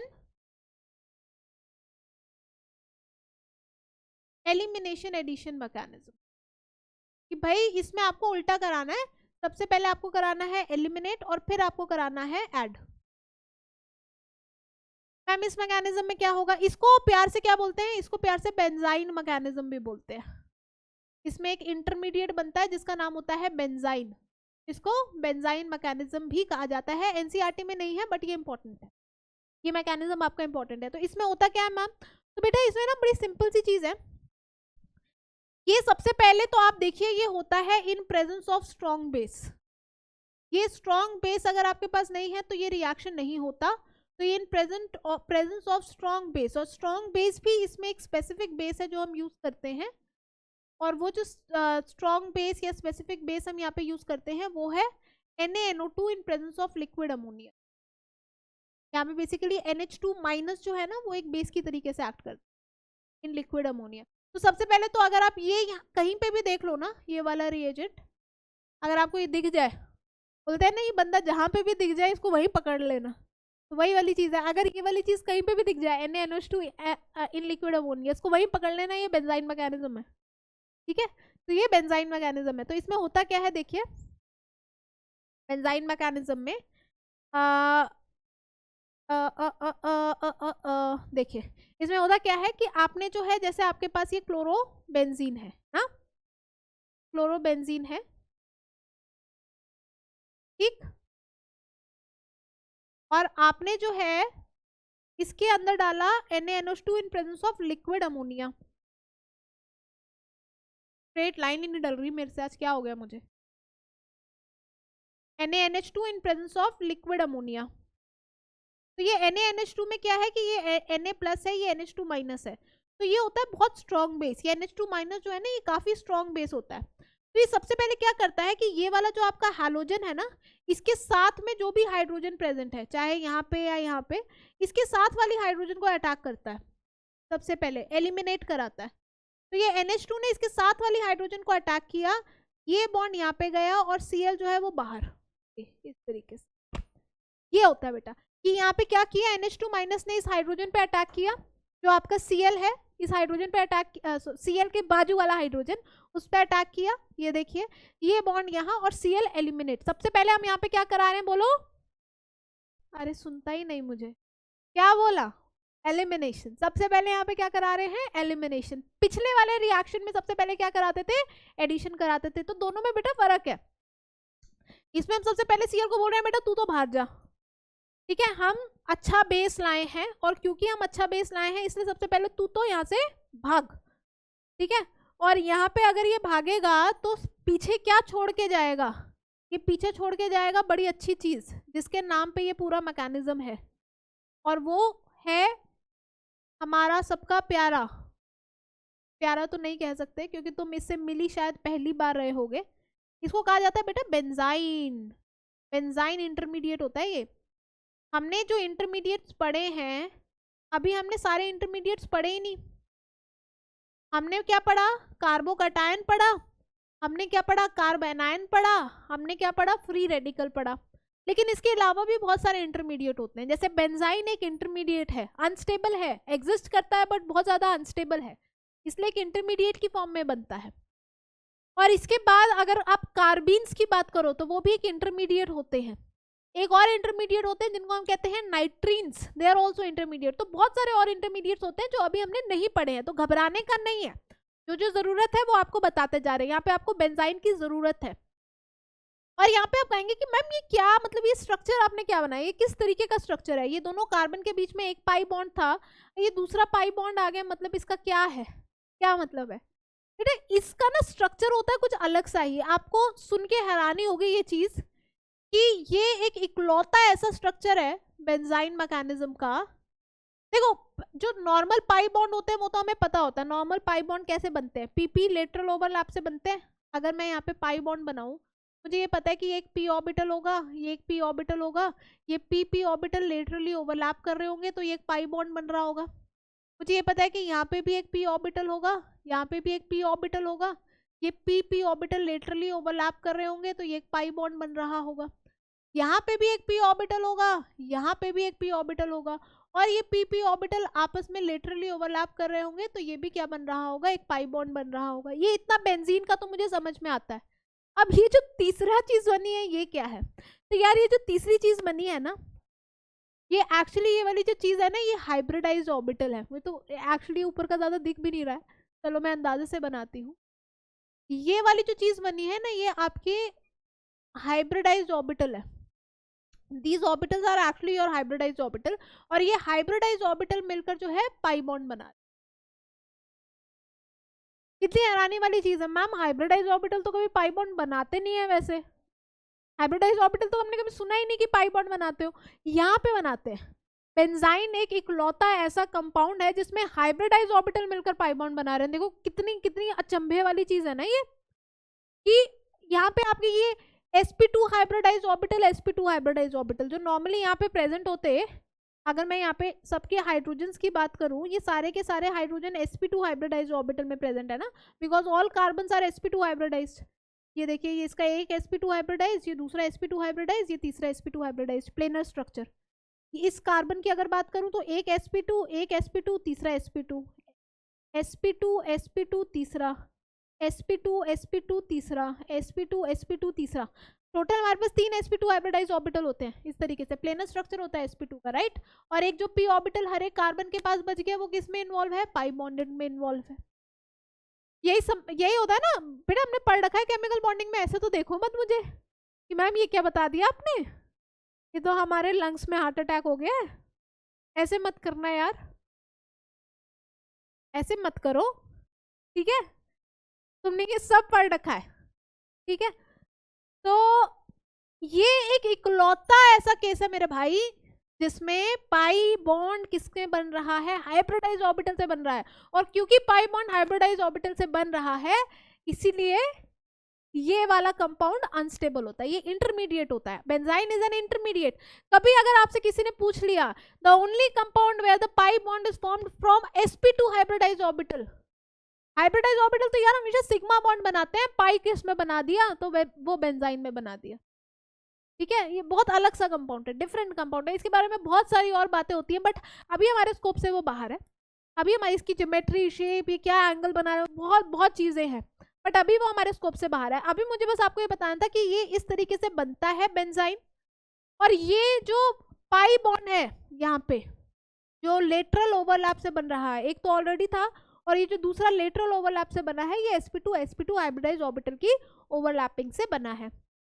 अब ये हो गया। मैम अब क्या करें? तो अब क्या होता है, ये तो पहला हमारा स्टेप होता है रेट डिटरमाइनिंग स्टेप, जिसको हम कहते हैं स्लो स्टेप, ठीक है। ये हमारा स्लोवेस्ट स्टेप हो गया। अब क्या होता है कि इस स्लोवेस्ट स्टेप होने के बाद तो असली खेल होता है शुरू। ये जो हमारे पास NH2 माइनस ने क्या किया है, H को हटाया है ना, तो ये एज अमोनिया बाहर निकला है। अब ये अमोनिया जो है वो अटैक करना चालू कर देता है। अमोनिया कहता है कि मैं बाहर निकला हूं तो मैं ऐसे तो बैठ नहीं जाऊंगा यार, अटैक तो करूंगा, मैं वेला तो हूं नहीं। तो ये क्या करता है, अमोनिया अटैक करना स्टार्ट करता है। अब ये अमोनिया का जो अटैक है ना वो दोनों कार्बन पे पॉसिबल है, ये यहाँ पे भी अटैक कर सकता है, यहाँ पे भी कर सकता है। मैं आपको बताती हूँ। मान लीजिए इस वाला कार्बन, जिस कार्बन से मैंने स्टार्ट किया था, मैंने उस कार्बन को रिकॉग्नाइज करने के लिए यहाँ पे एक छोटा सा स्टार डाल दिया। ये वाला कार्बन से मैंने स्टार्ट किया था और मैं इस वाले कार्बन पे भी डाल दिया स्टार। ये वाला मेरा इप्सो पोजीशन था। इप्सो पोजीशन मतलब जहाँ पे मेरा हाइड्रोजन अटैच था। अब ये अमोनिया जो है वो अटैक कर रहा है। अब ये अमोनिया का अटैक करने के जो माध्यम है, जो रास्ते हैं, वो दो हो सकते हैं। ब्लू कलर से बनाती हूँ, दो हो सकते हैं। या तो ये अमोनिया जो है ये इधर अटैक करे इस तरीके से और ये बॉन्ड को शिफ्ट कर दे यहाँ पे, क्योंकि अल्टीमेटली ये जो तीसरा पाई बॉन्ड बन रहा है ये अनस्टेबल बन रहा है। तो एक पहला तरीका है कि ये जो अमोनिया जो है वो इस वाले बॉन्ड पे अटैक करे और इसको यहाँ शिफ्ट कर दे। मैं आपको बता रही हूँ कि एक तो ये पॉसिबिलिटी है, आपको ना देखकर समझ में आएगा। ये देखिए यहाँ पे ये पॉसिबिलिटी है कि ये वाला प्रोसेस हमारा हो जाए। यहाँ पे आया आपका NH3 ने अटैक किया, यहाँ पे कितना बचा, NH2 ही बचा, NH3 तो नहीं होगा, एक हाइड्रोजन खत्म हो जाएगा। और यहाँ पे आपका ये डबल बॉन्ड आया और यहाँ पे नेगेटिव चार्ज आया। तो आप ऐसा करिए, यहाँ पे पहले NH3 पॉजिटिव लगा दीजिए, फिर H+ यहाँ दे दीजिएगा, एक ही बात है। तो यहाँ पे आया आपका NH3 पॉजिटिव, क्योंकि नाइट्रोजन जो है वो 4 बॉन्ड बना रहा है, फिर इस नेगेटिव चार्ज ने ये H+ आयन ले लिया यहाँ से और ये बन गया। बात समझ रहे हैं मेरी? अभी बताती हूँ, नहीं समझ रहे हैं तो कोई दिक्कत नहीं है, अभी दोबारा बता देती हूँ कि मैं क्या कहना चाह रही हूँ। मैं ये कहना चाह रही हूँ कि बेटा एक तरीका ये पॉसिबल है कि ये अमोनिया जो है इस कार्बन पे, ये जो स्टार वाला कार्बन है ना, इस पे अटैक करे डायरेक्ट, स्टार वाले कार्बन पे। और ये स्टार वाले कार्बन पे क्योंकि अटैक कर रही है तो ये जो अनस्टेबल बॉन्ड है ये दूसरी जगह शिफ्ट हो जाएगा। ये वाला बॉन्ड मेरा अनस्टेबल है, ये दूसरी जगह शिफ्ट हो जाएगा और दूसरी जगह पे इसने दिया नेगेटिव चार्ज। आप अमोनिया पे अमोनिया का अटैक कर रहे हो तो यहाँ पे क्या बनेगा, NH3 पॉजिटिव बनेगा। नाइट्रोजन 4 बॉन्ड तो नहीं बना सकता, अगर 4 बॉन्ड बना रहा है तो अपने ऊपर क्या रखेगा, पॉजिटिव चार्ज रखेगा। और इससे पॉजिटिव चार्ज से राहत लेने के लिए इसने अपना हाइड्रोजन जो है वो बाजू वाले पे शिफ्ट करा दिया। तो वहां पे आगे आपके पास हाइड्रोजन, ऊपर आपके पास क्या आ गया, NH2। अब जिस कार्बन से आपने स्टार्ट किया था उसी कार्बन पे आपका NH2 आया है, जिस कार्बन से स्टार्ट किया था उसी कार्बन पे आपका क्या आया है, NH2। तो एक तो ये चीज पॉसिबल है, एक ये चीज हमारी पॉसिबल है। दूसरी चीज मैम, दूसरा क्या हो सकता है, तो उतना तो अब आप खुद समझदार हो, क्या हो सकता है दूसरा, दूसरा लाल से बना देते हैं।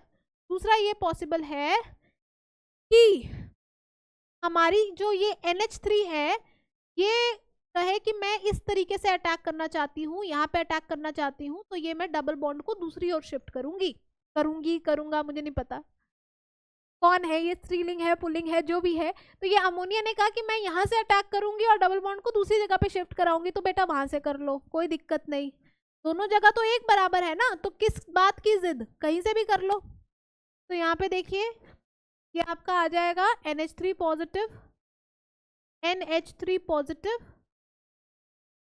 ठीक है। यहाँ पे बेटा हमारा आ जाएगा नेगेटिव चार्ज, ये आपका स्टार वाला है, यहाँ पे आ गया नेगेटिव चार्ज। और इस नेगेटिव चार्ज ने कहा कि अपना हाइड्रोजन दे दे मुझे ठाकुर, तो इसने दे दिया। और ये काम हमारा शायद स्पेस कम पड़ेगा, मैं थोड़ा सा इधर करके लिख रही हूँ कि ये मेरा काम ऐसे बनेगा। यहाँ पे आ जाएगा हाइड्रोजन, यहाँ पे आ जाएगा NH2 और स्टार वाली जगह पे तो स्टार आप लगाएंगे ही, स्टार वाली जगह ये वाली है, ठीक है। तो कहने का मतलब क्या है कि आपका ये वाला प्रोडक्ट भी बन सकता है और आपका ये वाला प्रोडक्ट भी बन सकता है, दोनों प्रोडक्ट्स बन सकते हैं। यानी कि जहां पे स्टार है, जहां से आपने Cl भगाया है, या तो वहां पे NH2 आ जाए, या फिर जो Cl की अगली पोजीशन है वहां पे NH2, दोनों में से कहीं पे भी NH2 आ सकता है। या तो आपने जहां से Cl, देखो जहां से Cl हटाया वहां पे आपने लिखा था क्या, वहां पे आपने स्टार लिखा था, राइट। तो या तो उसी पोजीशन पे आ जाए NH2 जहाँ पे स्टार लिखा था, या फिर कहाँ आ जाए, उसकी बिल्कुल बाजू वाली पोजीशन पे आ जाए। दोनों में से कहीं पे भी वो चीज़ क्या है, पॉसिबल है। बात आ रही है समझ में? ये बेटा बेंजाइन मैकेनिज्म होता है, ठीक है, ये होता है हमारा बेंजाइन मैकेनिज्म कि कहीं पे भी NH2 आ सकता है। अब आप कहोगे कि मैम तो फर्क क्या पड़ता है, भाई कहीं पे भी आ जाए, दोनों का नॉमेनक्लेचर तो सेम है, क्या डिफरेंस है? अगर आप इस स्टार को यहाँ से हटा दो, अगर आपने इस स्टार को यहाँ से हटा दिया, अगर आप उस कार्बन को लेबल ही नहीं कर रहे, तो क्या फर्क पड़ता है, कहीं पे भी NH2 आ जाए, दोनों कंपाउंड तो सेम ही बनेंगे ना। बिल्कुल सही बात है, दोनों कंपाउंड सेम बनेंगे। अगर मैं उस लेबल को हटा दूं तो ये दोनों कंपाउंड मेरे बिल्कुल सेम बनेंगे। लेकिन कई बार ऐसा क्वेश्चन आता है यहाँ पे कि आपके पास एक सब्स्टिट्यूटेड बेंजीन है, ये देखिए, हाँ, यहाँ पे ऐसा क्वेश्चन आता है कि आपके पास एक सब्स्टिट्यूटेड बेंजीन है। सब्स्टिट्यूटेड बेंजीन यानी कि इस तरीके का बेंजीन है, ये देखिए इस तरीके का बेंजीन है, और क्योंकि ये इस तरीके का बेंजीन है, यहाँ पे आपके पास मान लीजिए है OCH3, ये वाला ग्रुप प्रेजेंट है, OCH3 वाला ग्रुप प्रेजेंट है, और यहाँ पे आपके पास क्या है, चलिए ठीक है, यहाँ पे आपके पास है Cl, और मैं यहाँ पे डाल रही हूँ NaNH2 in presence of liquid ammonia, NaNH2 plus liquid ammonia, ठीक है, ये सीन है।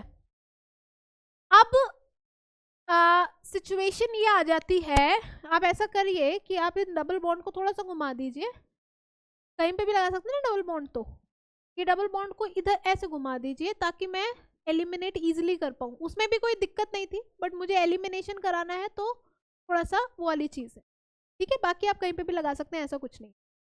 तो यहाँ पे हमारे पास ये कंपाउंड है, यहाँ पे NaNH2 आ गया। अब मेरे को कराना क्या है, एलिमिनेशन सबसे पहले करानी है। तो मैम एलिमिनेशन कहाँ से हम कराएंगे, तो एलिमिनेशन तो बेटा यहाँ पे चॉइस नहीं है, आपको यहाँ से Cl भगाना है, तो हाइड्रोजन तो सिर्फ यहाँ पे प्रेजेंट है, ऊपर वाले पे तो OCH3 प्रेजेंट है, ऊपर वाले पे तो ये ग्रुप प्रेजेंट है, तो आप ऊपर वाले पे तो हाइड्रोजन है नहीं, तो आपके पास चॉइस क्या है कि आप इस हाइड्रोजन को हटाओ। तो NH2 माइनस क्या करेगा, NH2 माइनस जो है वो कहेगा कि मैं इस हाइड्रोजन को अटैक करूंगा, यहाँ पे बॉन्ड लाऊंगा और Cl को बाहर भगाऊंगा। तो बेटा कर लो, ऐसा कर लो। तो जब आप ऐसा करोगे तो आपके पास ये बन के आ जाएगा रेडी बेंजाइन, बेंजाइन बन के आ गया। अभी बनाया था ना हम लोगों ने बेंजाइन, वही बेंजाइन आपके पास बन के आ गया, ठीक। ये आपका रेट डिटरमाइनिंग स्टेप या स्लोवेस्ट स्टेप हो गया। अब इसका नेक्स्ट स्टेप क्या है, तो इसका नेक्स्ट स्टेप है मैम इसमें NH3 अटैक करेगा, तो NH3 को अटैक कराओ। लेकिन मैम NH3 तो दो ओर से अटैक कर सकता है, तो वही खेल है सारा कि डिसाइड करना है कि कहाँ से अटैक करेगा। पहला ये तरीका है कि NH3 ऐसे अटैक कर जाए, NH3 जो है वो नीचे क्या लाए, नीचे क्या करे, अटैक करे, और नेगेटिव चार्ज जो है वो दूसरी साइड पे लेकर आए। तो नेगेटिव चार्ज दूसरी साइड पे लेकर आओ बेटा। जब नेगेटिव चार्ज आप दूसरी साइड पे लेकर आओगे तो आपके पास सिचुएशन क्या हो गई, OCH3 यहाँ पे क्या हो गया, यहाँ पे आया NH3 पॉजिटिव, यहाँ पे आया था नेगेटिव चार्ज। तो नेगेटिव चार्ज ने जो है H प्लस आयन को उठाया, और H प्लस आयन को उठाया तो हमारे पास क्या आ गया बेटा, हमारे पास आया ये, एक तो ये कंपाउंड बन सकता है, समझ रहे हो, एक तो ये कंपाउंड बन सकता है, एक ये तरीका हो सकता है कि भाई उसने अटैक किया यहाँ से नीचे से। दूसरा मैम, तो मैम दूसरा तरीका ये हो सकता है कि ये NH3 जो है ये अटैक कहाँ से करता, यहाँ से अटैक करता और इस बॉन्ड को दूसरी जगह शिफ्ट करता। भाई पहले वो नीचे से अटैक कर रहा है, अब मैं कह रही हूँ कि वो वहां से अटैक करेगा। अगर वो वहां से अटैक करेगा तो क्या बनेगा, तो अगर वो वहां से अटैक करेगा तो हमारे पास इस तरीके का एक कंपाउंड बन जाएगा। ये देखिए, ये देखिए NH3 पॉजिटिव, NH3 पॉजिटिव, यहाँ पे आपका आया है नेगेटिव चार्ज, यहाँ पे आपका आया बेटा OCH3, है ना। अभी मेरे साथ आप लोग सब लिख रहे हैं ना, भाई मेरे साथ ही रहना, कहीं भाग मत जाना, मैंने पीठ कर रखी है तुम्हारी तरफ, लेकिन इसके साथ अब ये नहीं है तुम भाग जाओ। ठीक है, तो ये हो जाएगा OCH3।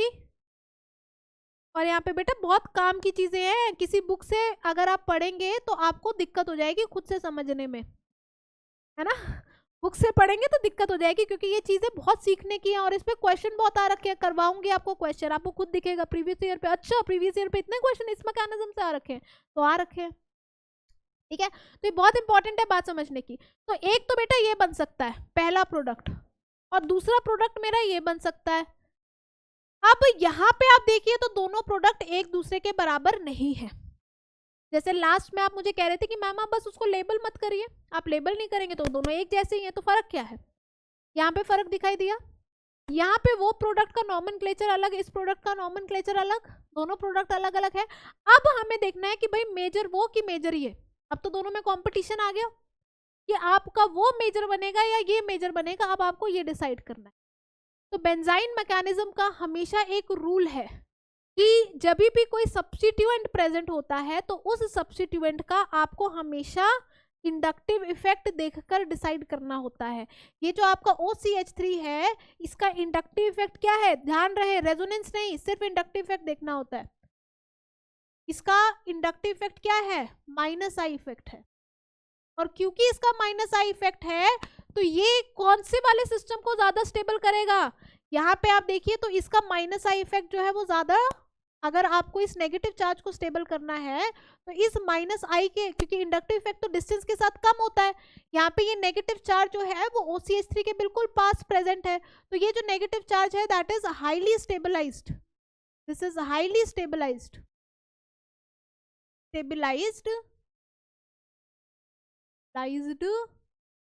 तो ये बाय -I ऑफ OCH3, ये बहुत ज्यादा स्टेबलाइज हो गया bye -I of OCH3 comparative यहाँ पे, क्योंकि ये तो दूर पे हो गया है, देखिए यहाँ पे 3 कार्बन की दूरी आ गई, और दूरी आ गई तो it is less stabilized, this negative charge is less stabilized, this negative charge is less stabilized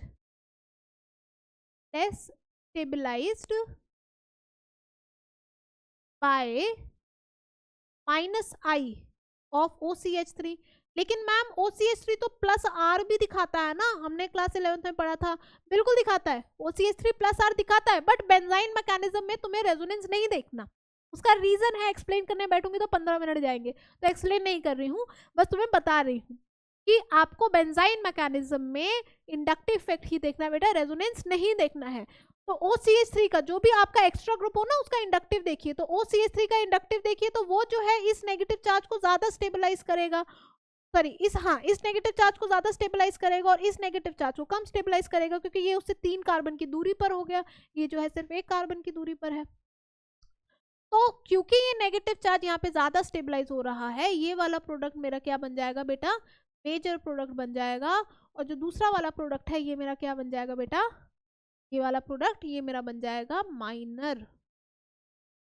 तो you have to look at the stability of the negative charge की NH3 वही अटैक करेगा जहां पे नेगेटिव चार्ज उस carbon पे आए जहां पे उसकी स्टेबिलिटी ज्यादा हो। तो NH3 इज वेरी इंटेलिजेंट, वो कहेगा कि मैं इस ग्रीन वाली साइड से ही अटैक करना पसंद करूंगा, क्योंकि उसके कारण नेगेटिव चार्ज यहाँ पे आएगा, और OCH3 बैठा है ना -I लेकर इसको समझ, ये होता है बेंजाइन मैकेनिज्म। यहाँ पे भी आप देखिए आपका Cl किससे सब्स्टिट्यूट हुआ है, NH2 से सब्स्टिट्यूट हुआ है, मेजर प्रोडक्ट देख लीजिए, माइनर प्रोडक्ट देख लीजिए, Cl की जगह पे क्या आया है, NH2 आया है, पोजीशन डिफरेंट हो गई है बट सब्स्टिट्यूट तो हुआ है, और सब्स्टिट्यूट हुआ है इसलिए ये न्यूक्लियोफिलिक सब्स्टिट्यूशन रिएक्शन है, बट नॉर्मल वे से तो नहीं हुआ, वो जो SN1 SN2 होता है से तो अलग से हुआ है। तो ये हमारे दो अलग अलग मैकेनिज्म रहते हैं अगर हमें बेंजीन में अराइल क्लोराइड में सब्स्टिट्यूशन करानी है तो। It can happen by either first method और second method. Benzyne mechanism generally तभी यूज होता है जब हम NaNH2 in presence of liquid ammonia, otherwise most of the cases में आपका वो जो पहला मेथड था that was addition elimination method, और ये आपकी NCERT में भी मेंशन्ड है, वो यूज होता है। एलिमिनेशन एडिशन मेथड जो है वो रेयर केसेस में यूज होता है जब आपके पास बहुत स्ट्रॉन्ग बेस हो, क्योंकि ये वाला हाइड्रोजन निकालना इजी है क्या, डबल बॉन्ड वाला आप हाइड्रोजन निकाल रहे हो, तो इसके लिए आपको बहुत स्ट्रॉन्ग बेस चाहिए, और वो स्ट्रॉन्ग बेस है NaNH2। तो जहां पे आपको NaNH2 मिल जाए तभी आप ये वाला हाइड्रोजन निकलवा के बेंजाइन मैकेनिज्म कराओगे, अदरवाइज नहीं। एक क्वेश्चन हम लोग खुद से भी ट्राई करेंगे एज अ होमवर्क। तो वो वाला जो होमवर्क क्वेश्चन है वो ये है कि अगर मेरे पास इस तरीके का कंपाउंड है, मेरे पास है CH3Cl, ठीक है। आपको यहाँ पे जो है NaNH2 in presence of liquid ammonia है आपके पास, आपको बेंजाइन मैकेनिज्म फॉलो करना है और आपको मुझे बताना है कि मेजर प्रोडक्ट यहाँ पे क्या है। खुद से करेंगे हम लोग ये ना, मैं डिस्कस कर दूंगी नेक्स्ट क्लास में, बट ये आपको एज अ होमवर्क खुद से करना है। बेंजाइन मैकेनिज्म लिख भी दे रही हूँ, बताओ अच्छी कोई टीचर है ना, मैं लिख भी दे रही हूँ कि कौन सा मैकेनिज्म है, बेंजाइन मैकेनिज्म। सोचने की जरूरत ही नहीं है हमें क्या मैकेनिज्म का। ठीक है बेटा, कोई दिक्कत? ये आप लोग प्लीज होमवर्क पे करिएगा, याद से भूलना नहीं है, ठीक। अच्छा, ये वाला भी क्वेश्चन हमारा होमवर्क में है। Arrange the following in the decreasing order of nucleophilic substitution reaction. ये वाला भी क्वेश्चन बेटा आपके होमवर्क में रहेगा, ये भी आप खुद से ट्राई करेंगे। नेक्स्ट क्लास में मैं इसको भी जो है वो डिस्कस करूंगी। और फिर ये वाला क्वेश्चन, ये 3 क्वेश्चंस आप लोग जो है वो होमवर्क में करके आएंगे और नेक्स्ट क्लास में मैं ये तीनों क्वेश्चंस डिस्कस करूँ, ठीक है। जो कराया है उसी के बेसिस पे है, अलग कुछ नहीं है, बस थोड़ा मैकेनिज्म को देखकर सोचना। ये तीनों क्वेश्चन का आंसर है रेट डिटरमाइनिंग स्टेप में लाई करता है। अगर तुम्हें मैकेनिज्म का रेट डिटरमाइनिंग स्टेप पता है तो तुम ये आराम से कर पाओ। बात आ रही है सबको समझ में? कोई दिक्कत? अब देखिए बेटा, अब आगे हम आ जाते हैं reactions of aryl halide with metals. Metals के साथ कैसे रिएक्शन करना है, ठीक है। एल्काइल हैलाइड का भी किया था मेटल के साथ, अब हमें करना है अराइल हैलाइड का, ठीक। तो इसमें बहुत इजी है यार, 2-3 रिएक्शंस हैं जो हमें ध्यान में रखने हैं। पहला रिएक्शन तो वही है, फॉर्मेशन ऑफ ग्रिग्नार्ड रिएजेंट, तो जो एल्काइल हैलाइड में किया था एग्जैक्ट वही चीज है, formation of Grignard reagent. Grignard reagent क्या होता है बताया था मैंने आपको क्लास में, लास्ट क्लास में। तो मैंने आपको क्या कहा था कि it is an organometallic compound, right. तो उसमें क्या होता है कि अगर मेरे पास ये अराइल हैलाइड है, यानी कि मेरे पास इस तरीके का ये कंपाउंड है, मैंने इसके अंदर क्या रखा, मैंने इसके अंदर रखा magnesium in presence of dry ether. यही करते थे ग्रिग्नार्ड रिएजेंट में बेटा, RX को हम किस में रखते थे, magnesium in presence of dry ether. और ड्राई क्यों रखते थे ये भी मैंने आपको बताया था, क्योंकि मॉइस्चर के कारण ग्रिग्नार्ड रिएजेंट खत्म हो जाएगा, खराब हो जाएगा। और ईथर में क्यों रखते थे, क्योंकि ग्रिग्नार्ड रिएजेंट स्टेबल किस में होता है, ईथर में स्टेबल होता है, ठीक है। तो हमने क्या किया, ये एल्काइल हैलाइड लिया, उसको हमने रखा magnesium in presence of dry ether में। तो जब हमने magnesium in presence of dry ether में इसको रखा तो हमारा प्रोडक्ट देखिए क्या बना, हमारा प्रोडक्ट बना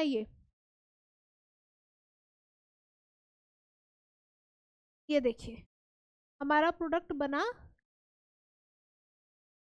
इसमें क्या होगा हमारा, यहाँ पे आ जाएगा बेटा Mg और यहाँ पे हमारा आ जाएगा, वही वाली चीज है जो मैंने आपको कल बताई थी, इसमें कुछ डिफरेंस हमारा नहीं है। तो ये हमारा हो जाता है बेटा ग्रिग्नार्ड। सबसे पहले तो ये रिएक्शन है, इसका एग्जाम्पल भी लिख लेते हैं इसी बात पे। जैसे कि मेरे पास है क्लोरोबेंजीन ना, क्लोरोबेंजीन है, मैंने इसके अंदर मैग्नीशियम रखा, मैंने इसके अंदर मतलब मैग्नीशियम की प्रेजेंस में, ड्राई ईथर की प्रेजेंस में मैंने ये रिएक्शन कराया, मेरे पास क्या आ गया, फिर मेरे पास बेंजीन मैग्नीशियम क्लोराइड आ गया, ठीक है। और ये मेरा क्या बन गया, Grignard reagent, partial positive partial negative. R पे नेगेटिव आता है, मैग्नीशियम पे क्या आता है, पॉजिटिव आता है। इतना बात समझ में आया? तो ये तो सिंपल था, इसमें तो कुछ था नहीं ऐसा, क्योंकि हमने पहले भी लास्ट क्लास में किया था। दूसरा बेटा हमारा आ जाता है फिटिक रिएक्शन। फिटिक रिएक्शन जैसे वुड्स रिएक्शन था ना, वुड्स रिएक्शन में हम क्या करते थे, एल्काइल ग्रुप लेते थे। अगर मैं एल्काइल की जगह अराइल ग्रुप ले लूं तो बिल्कुल वही वाली चीज क्या आ जाएगी, आपकी फिटिक रिएक्शन की आ जाएगी। फिटिक रिएक्शन में ऐसा होता था बेटा कि मेरे पास ये है अराइल हैलाइड, मैंने यहाँ पे 2 जो है अराइल हैलाइड लिए, इन presence of 2 sodium in presence of dry ether. बिल्कुल सेम प्रोसेस है। मैम आप तो सारा सफेद से लिखे जा रहे हो, मैं चेंज करना भूल गई, पेन चेंज करना भूल गई, इससे सारा सफेद सफेद लग रहा है। ठीक है कोई बात नहीं, एक येलो है हमारे पास बीच में। तो इसमें हम क्या करते हैं, इसमें जो है हम बस ये बाहर निकालते हैं। जो उसमें करते थे ना बेटा, बिल्कुल सेम वही चीज़ है, काम बिल्कुल वही है। ये भी आपका वही मैकेनिज्म होगा, फ्री रेडिकल मैकेनिज्म, जिससे वो होता था। तो इसमें आपका प्रोडक्ट क्या बनेगा, देखिए यहाँ पे आपके बाइफिनाइल, मतलब आपके दो फिनाइल रिंग जो है आपस में कंबाइन हो जाए। जैसे वहां पे दो आर ग्रुप कंबाइन होते थे, वैसे यहाँ पे क्या होगा, दो फिनाइल ग्रुप हमारे कंबाइन हो जाएंगे और हमें क्या मिल जाएगा, 2 मोल सोडियम हैलाइड का मिल।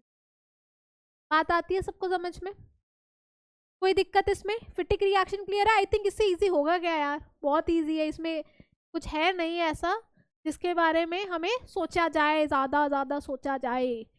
तीसरा यहाँ पे लिख दूं, इजी है वो भी, अलग कलर से लिख रही हूँ ताकि तुम्हें पता चल जाए, ठीक है।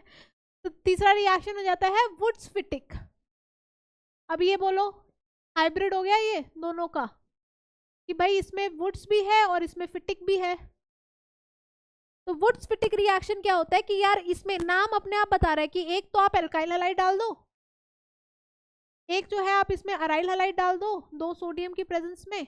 अच्छा, इसमें भी ड्राई हीटर ही लेंगे, चाहे वो फिटिक हो चाहे वुड्स फिटिक हो, तब में हम जो है सॉल्वेंट जो यूज करते हैं वो ड्राई ईथर का ही यूज करते हैं। आप लिख लीजिए यहाँ पे, if you want to write, तो यहाँ पे आप लिख लीजिए कि यहाँ पे भी आप ड्राई ईथर ही यूज करते हैं, जैसे मैंने आपको कल वुड्स में भी बताया था ना ये चीज। तो यहाँ पे आप ड्राई ईथर यूज करेंगे और आपका जो प्रोडक्ट यहाँ पे बनेगा वो ऐसा प्रोडक्ट बन जाएगा।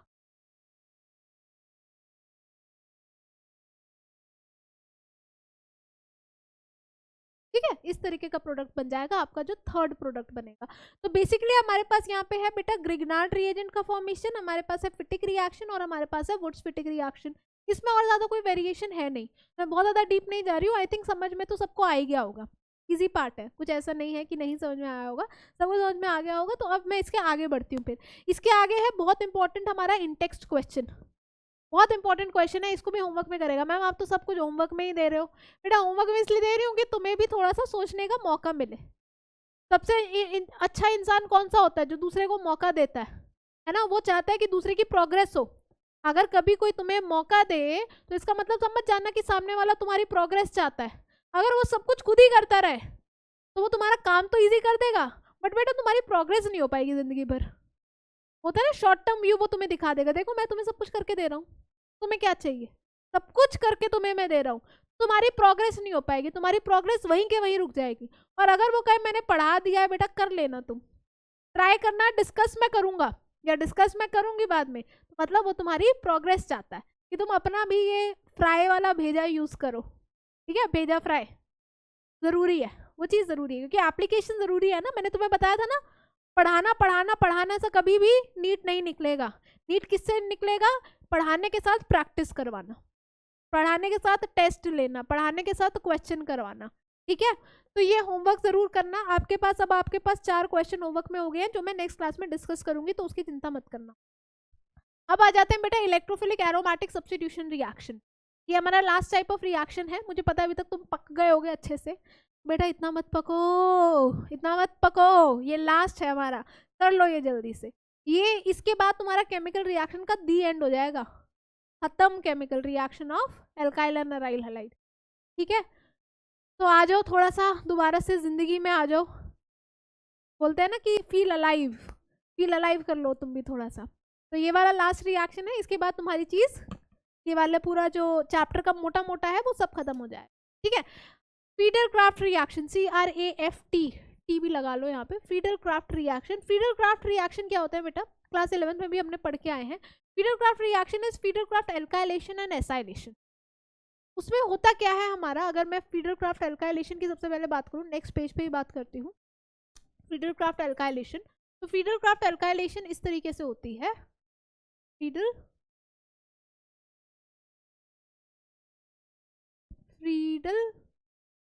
Craft alkylation, feeder craft alkylation. इसमें हमारा क्या रहता है, देखिए कि हम जो है हमारी बेंजीन रिंग लेते हैं और बेंजीन रिंग में हम क्या डालते हैं, बेंजीन रिंग में हम डालते हैं हमारा alkyl halide RCl। In presence of AlCl3। AlCl3 anhydrous condition में हम लेंगे और ये हमारा होता है लुईस एसिड। एक लुईस एसिड की तरीके से ये काम करता है। तो होता क्या है कि हमने जो है बेंजीन रिंग लिया, बेंजीन रिंग के साथ हमने एल्काइल क्लोराइड लिया और एल्काइल क्लोराइड के साथ हमने क्या लिया, AlCl3। ये याद रखना कि फीडरक्राफ्ट एल्काइलेशन में हम बेंजीन रिंग के साथ क्या ले रहे हैं बेटा, एल्काइल क्लोराइड ले रहे हैं in presence of Lewis acid which is AlCl3। तो होता क्या है कि हमारा ये जो AlCl3 जो हमारा लुईस एसिड है, ये क्या करता है, अगर मैं आपको इसका मैकेनिज्म याद दिलाऊं तो मैकेनिज्म में ये AlCl3 जो हमारा लुईस एसिड है, ये कहता है कि भाई RCl तेरे पास तो काफ़ी इलेक्ट्रॉन प्रेजेंट है और मैं हूँ इलेक्ट्रॉन डेफिशिएंट, तू अपने इलेक्ट्रॉन मुझे दे देना, क्या हो जाएगा, तो अपने इलेक्ट्रॉन मुझे दे दे। और जब तू अपने इलेक्ट्रॉन मुझे देगा तो मैं बना लूंगा AlCl4 नेगेटिव।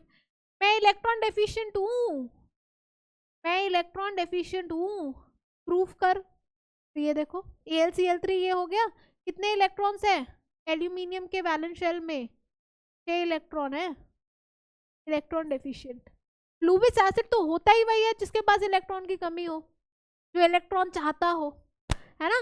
तो लुईस एसिड जो है वो कहेगा कि Cl तू अपने इलेक्ट्रॉन दे दे, तेरे पास तो खजाना है इलेक्ट्रॉन का, तो अपने इलेक्ट्रॉन दे भी देगा तो क्या फर्क पड़ेगा। तो Cl कहता ठीक है ले ले मेरे इलेक्ट्रॉन, मैं जा रहा हूँ यहाँ से Cl- बन के AlCl3 Cl- आयन को खा जाएगा और बन जाएगा AlCl4 पॉजिटिव। साथ में क्या रह जाएगा बेटा, साथ में रह जाएगा कार्बोकैटायन,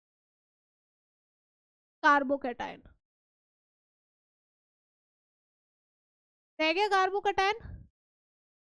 और अब ये कार्बोकैटायन कहेगा ठीक है Cl- मुझे छोड़ के निकला है तो मैं भी अपना बदला खूब लूंगा, मैं अब पकड़ूंगा बेंजीन रिंग को।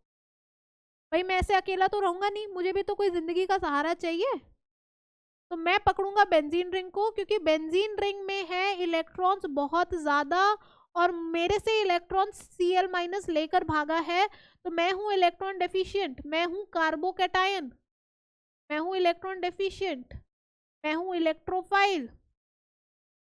मैं क्या करूंगा, मैं बेंजीन रिंग को पकड़ूंगा, उसके इलेक्ट्रॉन लूंगा। तो बेंजीन रिंग कहता है ठीक है बेटा कोई बात नहीं, किसी गरीब की मदद करने में मेरा क्या जाता है। तो बेंजीन अपने इलेक्ट्रॉन्स यहाँ पे डालेगा और हमारे पास इस तरीके का, देखिए ये इस तरीके का कॉम्प्लेक्स आता है जिसको हम सिग्मा कॉम्प्लेक्स भी कहते हैं। एक जगह पे R आ जाएगा, हाइड्रोजन तो है ही यहाँ पे, दूसरी जगह पे यहाँ पे हाइड्रोजन है और यहाँ पे हमारे पास क्या आ जाएगा, पॉजिटिव चार्ज। याद है सिग्मा कॉम्प्लेक्स जो बनता था 11वीं में पढ़ा है तुमने, जब ये बॉन्ड टूटता है, ये वाला जब डबल बॉन्ड टूटता है तो एक जगह पे हमारा आता है पॉजिटिव चार्ज, एक जगह पे आता है नेगेटिव चार्ज। तो जहाँ पे पॉजिटिव चार्ज आता है वहाँ पे हाइड्रोजन लगता है, जहाँ पे नेगेटिव चार्ज आता है वहाँ पे R+ लगता है। तो यहाँ पे मैंने यहाँ पे नेगेटिव चार्ज रखा है तो R+ लगा दिया, और दूसरी जगह पे देखिए पॉजिटिव चार्ज, ऐसे कर लीजिए, इसको तोड़ दिया तो ऊपर लगाया नेगेटिव चार्ज, नेगेटिव चार्ज की जगह पे आ गया R, और नीचे जो है मैंने रखा पॉजिटिव चार्ज। ये काम किया है, आ गई ना बात समझ में। तो इसको बोलते हैं सिग्मा कॉम्प्लेक्स, ये हमने क्लास 11th में पढ़ रखा है, रेजोनेंस स्टेबलाइज्ड होता है। लेकिन क्या ये खुश है, तो आंसर है नहीं मैम, ये तो बिल्कुल भी खुश नहीं है, इसके पास पॉजिटिव चार्ज है, कोई बात नहीं, ये इलेक्ट्रॉन्स यहाँ भेज दो, H+ आयन को भगाओ, क्योंकि बेटा ये पहले एरोमेटिक था, आपने उसकी एरोमेटिसिटी खराब कर दी।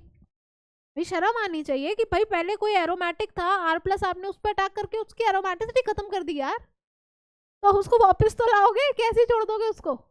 तो साथ वाले हाइड्रोजन को कहो कि बेटा तू अपना इलेक्ट्रॉन यहाँ पे दे और भाग। तो इसने इसका इलेक्ट्रॉन दिया यहाँ पे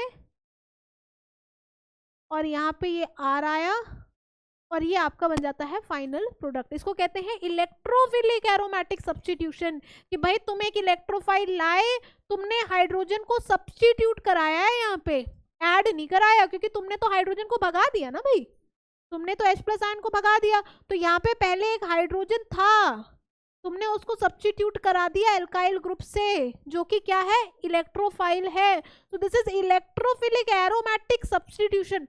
बहुत बच्चे ये गलती करते हैं कि मैम ये तो एडिशन हो रहा है, एडिशन नहीं है बेटा, हाइड्रोजन की जगह पे लाए हो ना, क्योंकि लास्ट स्टेप में तो तुम हाइड्रोजन को भगा रहे हो।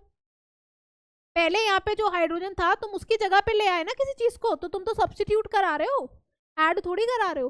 तो ये हमारा मैकेनिज्म होता है। रेट डिटरमाइनिंग स्टेप जो है इसमें आपका कहाँ गया, ये वाला, ये आपका होता है रेट डिटरमाइनिंग स्टेप, जिसमें आपका क्या बनता है, सिग्मा कॉम्प्लेक्स बनता है। ठीक है, तो ये आपका पूरा पूरा मैकेनिज्म है। पहले आपका इलेक्ट्रोफाइल फॉर्म हुआ, फिर इलेक्ट्रोफाइल ने क्या किया, बेंजीन रिंग पे रिएक्ट किया। तो यहाँ पे जरा इसके प्रोडक्ट बना देते हैं। इसके प्रोडक्ट बनेंगे इस तरीके से, साइड प्रोडक्ट नहीं बना रही हूँ, AlCl4 नेगेटिव बनेगा, बट यहाँ पे अभी मैं सिर्फ ये दिखा रही हूँ कि हमारा ये जो है एल्काइल बेंजीन बन जाएगा। जैसे यहाँ पे मिथाइल आया तो मिथाइल बेंजीन बन जाएगा उस हिसाब से।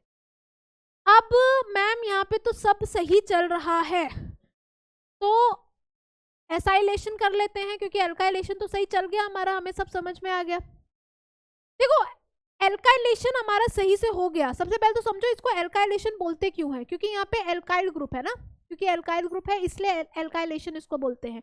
लेकिन इस रिएक्शन की ना अपनी कुछ लिमिटेशंस है। मैम आप तो हर चीज में लिमिटेशन ले आते हो। अब मैं क्या करूं, है तो है, लिमिटेशन है इस रिएक्शन की, और तुम्हें खुद समझ जाना चाहिए। अब तुम इतने इंटेलिजेंट खुद होने चाहिए कि मैम इसमें क्या लिमिटेशन है। अरे भाई तुम बना रहे हो कार्बोकैटायन, और जहां कार्बोकैटायन बनेगा वहीं पे पॉसिबिलिटी आ जाएगी रीअरेंजमेंट की। जहां कार्बोकैटायन बनेगा वहां सबसे मोटी मोटी पॉसिबिलिटी आ जाएगी बेटा रीअरेंजमेंट की, क्योंकि कार्बोकैटायन में मैक्सिमम केसेस में रीअरेंजमेंट हो जाता है जो तुम्हारे क्वेश्चंस आते हैं उसमें। तो अगर मेरे को इसकी जो लिमिटेशन है वो ये है कि भाई अगर मुझे इस तरीके का प्रोडक्ट चाहिए, लिमिटेशन ऑफ एल्काइलेशन, तो एल्काइलेशन की लिमिटेशन ये है, सबसे पहली, मैम पहली तो ऐसे लिख रहे हो जैसे बहुत सारी लिमिटेशन हो हमें इसको देखकर ही हार्ट अटैक आ रहा है कि पहली मतलब कितनी है 4 लिमिटेशन है इसकी, क्या बोलूं मैं 4 लिमिटेशन है, आराम से बैठ के सुनो। तो पहली लिमिटेशन क्या है कि यहाँ पे रीअरेंजमेंट पॉसिबल है, कि तुम बेंजीन रिंग को लेकर आए, तुमने कहा कि मैम हम बेंजीन रिंग को ले आए हैं और हमारे पास ये वाला एल्काइल हैलाइड है, और हम बहुत खुश हैं, हमारी जिंदगी बिल्कुल अच्छी चल रही है, क्योंकि हम ये सोच रहे हैं कि अगर हम इसमें एनहाइड्रस AlCl3 डालते हैं,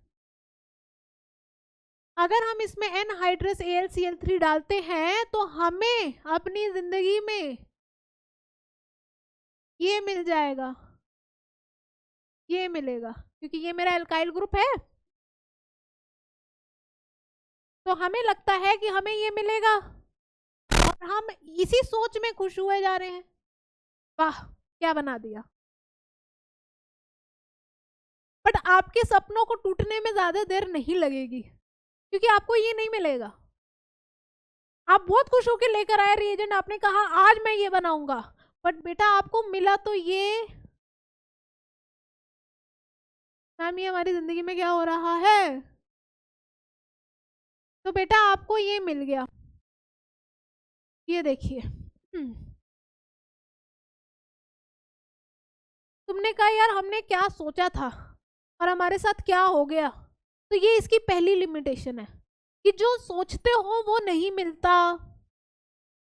तो मैम ऐसा क्यों हुआ, वाई मी, तो ऐसा इसलिए हुआ बेटा क्योंकि ये तुमने जो मेथड चूज किया ना यही रॉन्ग है। इससे जो कार्बोकैटायन बनेगा वो तो रीअरेंज करेगा ना, वो तो अपना देखेगा, वो तुम्हारा कोई सगा तो है नहीं कि तुम्हारे लिए वही प्रोडक्ट प्रोड्यूस करेगा जो तुम चाहते हो। वो तो कहेगा कि बेटा मैं कहाँ स्टेबल हूँ, मैं उसको देखूंगा।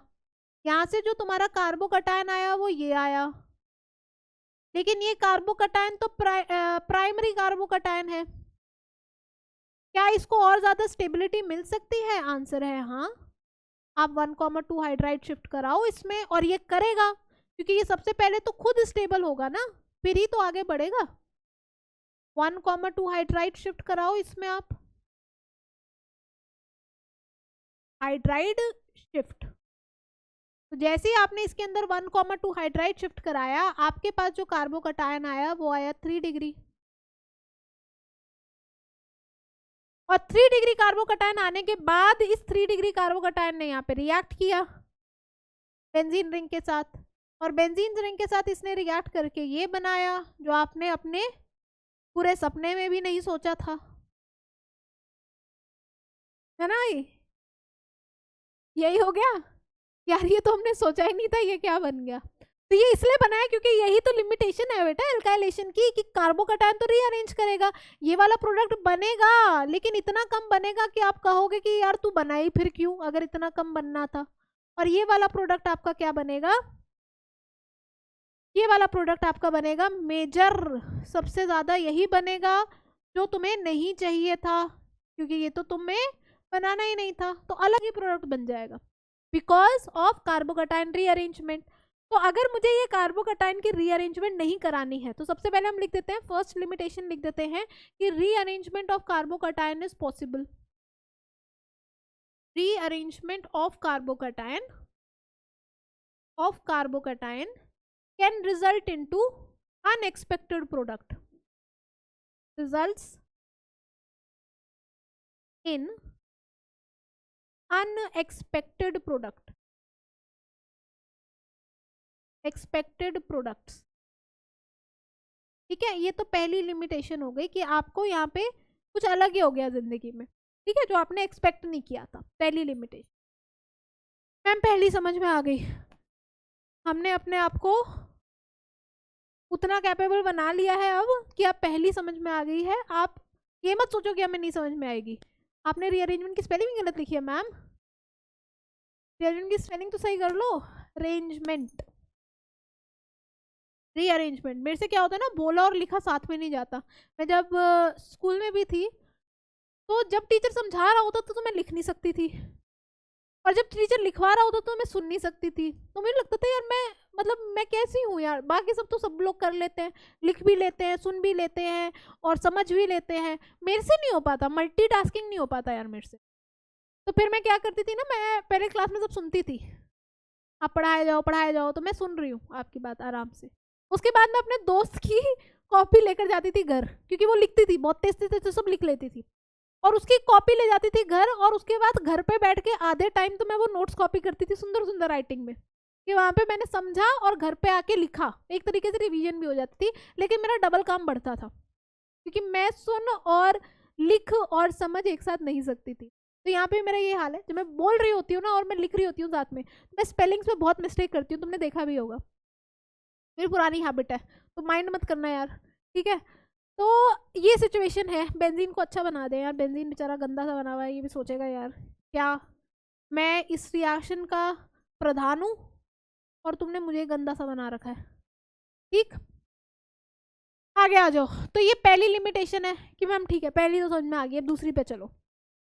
दूसरी लिमिटेशन ये है यार कि यहाँ पे ना पॉली एल्काइलेशन हो जाती है। मैम क्या बताते रहते हो यार, थोड़ा सा रहम करो, हर बार नया वर्ड ले आते हो, कैसे हो यार, कैसे इंसान हो तुम, हम पे थोड़ा रहम कर लो।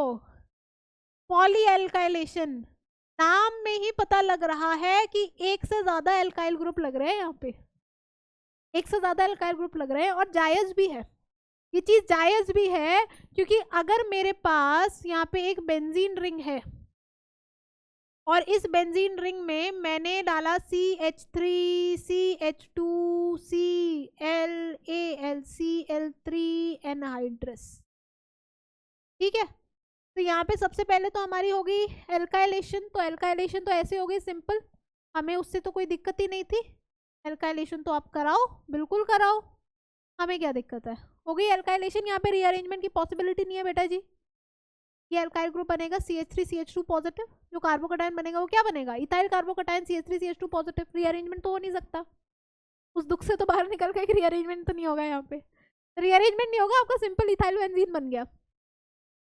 क्या, ओ गॉड मैम इतनी तेज क्यों बोल रहे हो, क्या हम यहाँ पे एक ही एल्काइल क्लोराइड लेंगे, पॉसिबल है कि आपने एक ही एल्काइल क्लोराइड लिया, नहीं पॉसिबल है ना, एटलीस्ट एक मोल तो लोगे, आधा मोल तो लोगे। तो ये जो है ये तो बेटा बहुत सारे प्रेजेंट है, एवोगैड्रो नंबर में प्रेजेंट है एल्काइल क्लोराइड, AlCl3 भी एवोगैड्रो नंबर में प्रेजेंट है।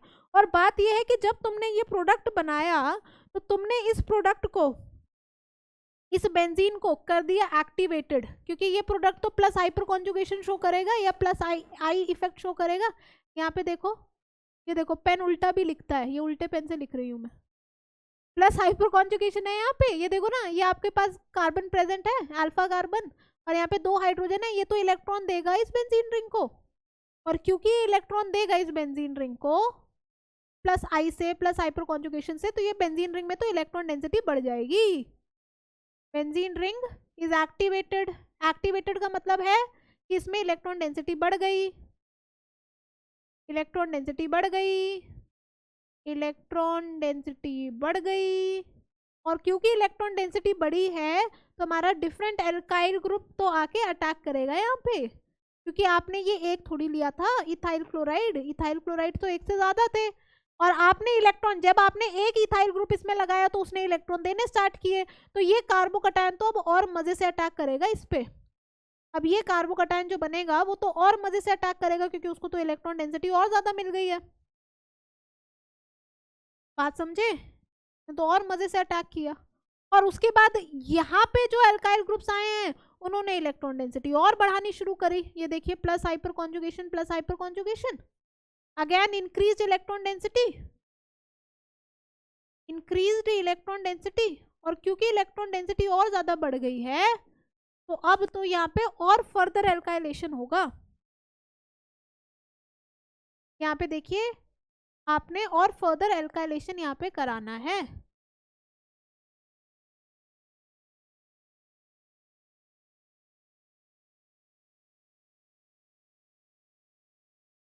अब ये तो और चलता जाएगा भैया, इसका कोई एंड नहीं है, ये तो नदी जैसा है भैया, चलता जाएगा। अब और इलेक्ट्रॉन डेंसिटी बढ़ गई और टू बी कॉन्टिन्यूड, ये कॉन्टिन्यू होता जाएगा, इसको कहते हैं पॉली एल्काइलेशन, कि भाई आपने एक एल्काइल ग्रुप लगाया, उससे इलेक्ट्रॉन डेंसिटी बढ़ी तो दूसरा एल्काइल ग्रुप लगा, फिर इलेक्ट्रॉन डेंसिटी बढ़ी तो तीसरा एल्काइल ग्रुप लगा, और फिर इलेक्ट्रॉन डेंसिटी बढ़ी तो चौथा एल्काइल ग्रुप लग गया, और इसका तो कोई अंत ही नहीं है, इसका तो कोई अंत ही नहीं है।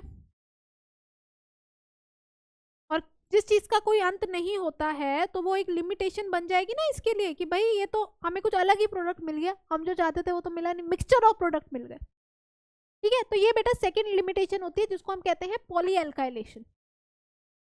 गुड मैम, सेकेंड भी समझ में आ गई, अब हमें अपने ऊपर थोड़ा भरोसा हो रहा है, सेकेंड भी समझ में आ गई, हमारा दिल जो है अभी भी मजबूत है।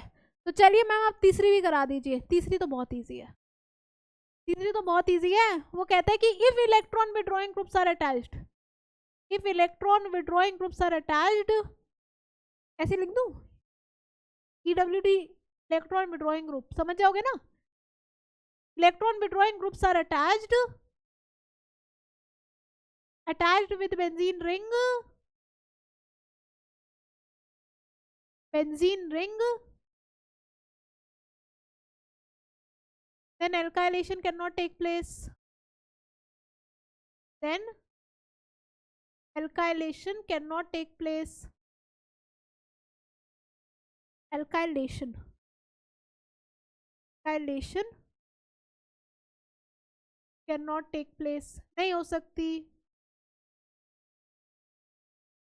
क्यों नहीं हो सकती, क्योंकि अगर आपने इलेक्ट्रॉन विड्रॉइंग ग्रुप लगा दिए हैं, अगर आपने यहाँ पे इलेक्ट्रॉन विड्रॉइंग ग्रुप लगा दिए हैं, मान लीजिए ऐसे आपने लगा दिया, मान लीजिए आपने ऐसे इलेक्ट्रॉन विड्रॉइंग ग्रुप यहाँ पे लगा दिया, ऑर्थो पे, पैरा पे, इस तरीके से, तो यहाँ पे एल्काइलेशन नहीं होगी बेटा। आपने कहा RCl in presence of AlCl3 alkylation कराओ, तो आंसर है नहीं होगा।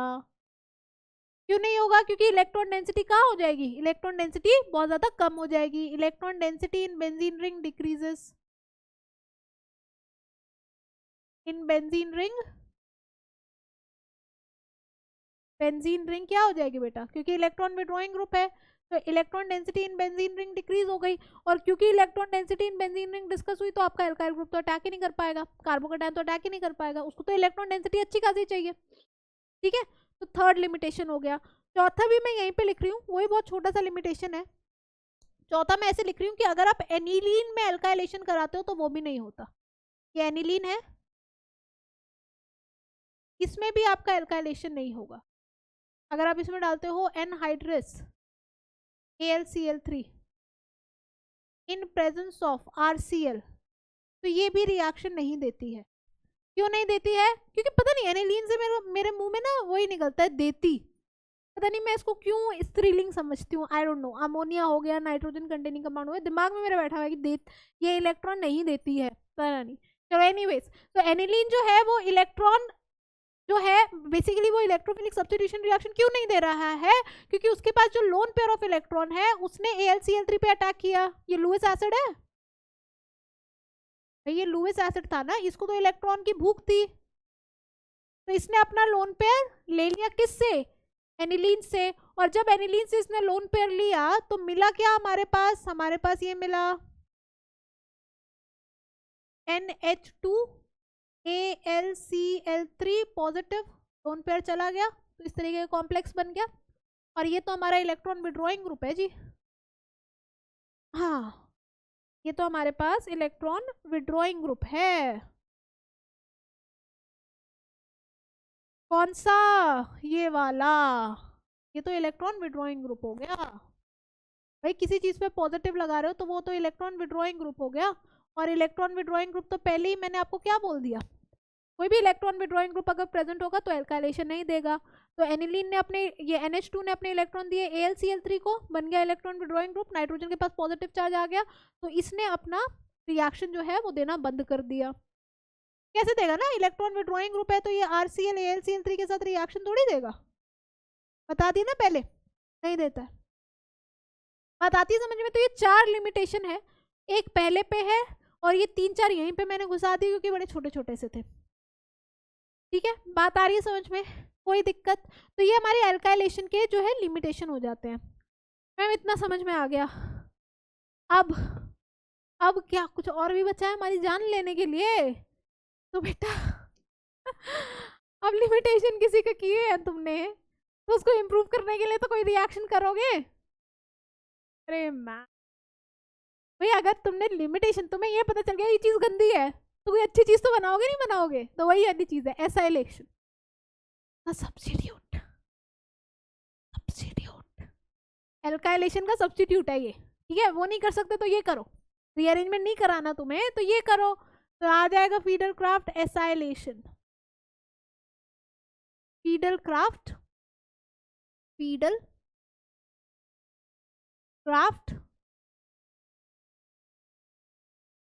एसाइलेशन, एसाइलेशन छोटा छोटा है, अब ज्यादा नहीं बचा है, ध्यान से सुन लो बेटा।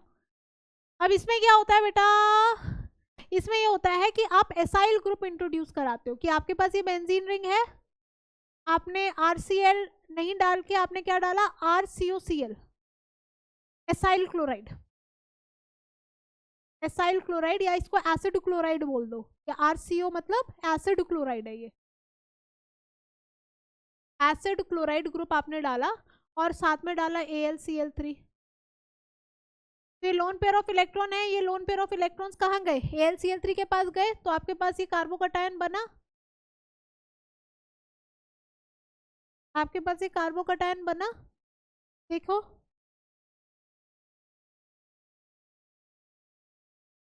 साथ में आपके पास क्या बना, AlCl4 नेगेटिव, ये बना भाई। ये Cl ने अपने लोन पेयर ऑफ इलेक्ट्रॉन इसको दे दिए, यहाँ पे आपके पास क्या बना, एसाइल कार्बोकटायन बना, ये आपके पास है एसाइल कार्बोकटायन। और इस एसाइल कार्बोकटायन ने रिएक्ट किया बेटा बेंजीन रिंग के साथ, ये देखिए बेंजीन रिंग के साथ रिएक्ट किया, बिल्कुल वही मैकेनिज्म है। और हमारे पास ये वाला कंपाउंड एक आ गया, क्लास 11th में हम लोगों ने पढ़ा था। ठीक है, तो ये होता है बेटा फीडरक्राफ्ट एसाइलेशन। मैम मैकेनिज्म तो समझ में आ गया, मैकेनिज्म में ऐसा कुछ था नहीं, हमने क्लास 11th में भी पढ़ा था, वो हमें समझ में आ गया। अब ये बताओ उसकी लिमिटेशन ये कैसे ओवरकम कर रहा है? वहां पे जैसे रीअरेंजमेंट हो रही थी, यहाँ पे कैसे नहीं होगी रीअरेंजमेंट? तो यहाँ पे नहीं होगी ना, ऑब्वियसली नहीं होगी, ऑब्वियसली, क्योंकि यहाँ पे तो कार्बोकटायन जो वो वाला कार्बोकटायन था वैसा तो बना ही नहीं यहाँ पे। अगर मेरे को यहाँ पे ये कंपाउंड था मेरा, मुझे क्या चाहिए था, मुझे ये चाहिए था, राइट? जो लास्ट हमारा गड़बड़ गंदा प्रोडक्ट आ गया था, हमें जो अच्छा प्रोडक्ट चाहिए था वो ये चाहिए था कि ये CH2 CH3 CH3 ऐसे अटैच हो, राइट, यही चाहिए था ना।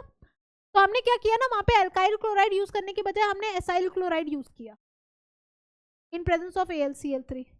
तो जब हमने एसाइल क्लोराइड यूज किया तो सबसे पहले हमारा तो एसाइल कार्बोकटायन बना, ये देखिए एसाइल कार्बोकटायन बना, और इस एसाइल कार्बोकटायन ने बेंजीन रिंग के साथ रिएक्ट किया,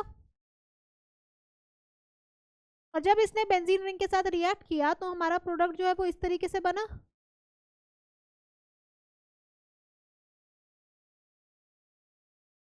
इसी तरीके से प्रोडक्ट बन गया अपना। हाँ जी, बन गया।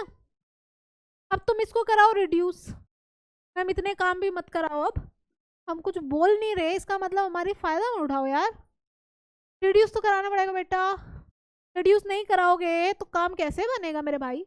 तो रिड्यूस कराना पड़ेगा। CO को कैसे रिड्यूस कराते थे, क्लीमेंसन रिडक्शन याद है, क्लीमेंसन रिडक्शन याद है, क्लास 11th में की थी। क्लास 11th का तो नाम आप मत ही लेना मैम, बहुत हमने बर्दाश्त कर लिया। क्लास 11th में की थी, क्लास 11th में की थी। अरे नहीं किया भैया कुछ क्लास 11th में, नहीं सोच रहे हो ना, अरे नहीं किया यार क्लास 11th में, क्या तुम क्लास 11th के पीछे पड़ गई हो, क्लास 11th में तो ये भी किया था वो भी किया था, नहीं आ रहा हमें कुछ भी। तो क्लीमेंसन रिडक्शन होता है बेटा रिडक्शन रिएक्शन जिसमें हम कीटोन को एल्केन में कन्वर्ट कर देते हैं, CO ग्रुप को CH2 में कन्वर्ट कर देते हैं। बेसिकली आपने 2 रिएक्शन की थी, याद करा देती हूँ। एक किया था क्लीमेंसन, एक किया था वुल्फ किश्नर। क्लीमेंसन था zinc amalgam in presence of HCl, ये देखिए CO CH2 में कन्वर्ट हो रहा है, और वुल्फ किश्नर था hydrazine in presence of KOH, same product, इसको बोलते थे वुल्फ किश्नर, है ना, और इसको कहते थे क्लीमेंसन।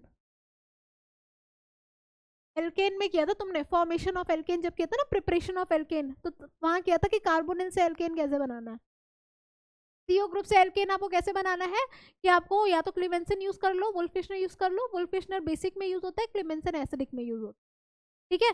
तो मैं यहाँ पे क्लीमेंसन यूज कर रही हूँ भाई, क्लीमेंसन यूज कर रही हूँ, और मेरा प्रोडक्ट क्या बनेगा, भगवान का नाम लेकर बोलोगे कि हमारा प्रोडक्ट वही बन रहा है जो हम चाहते थे विदाउट रीअरेंजमेंट।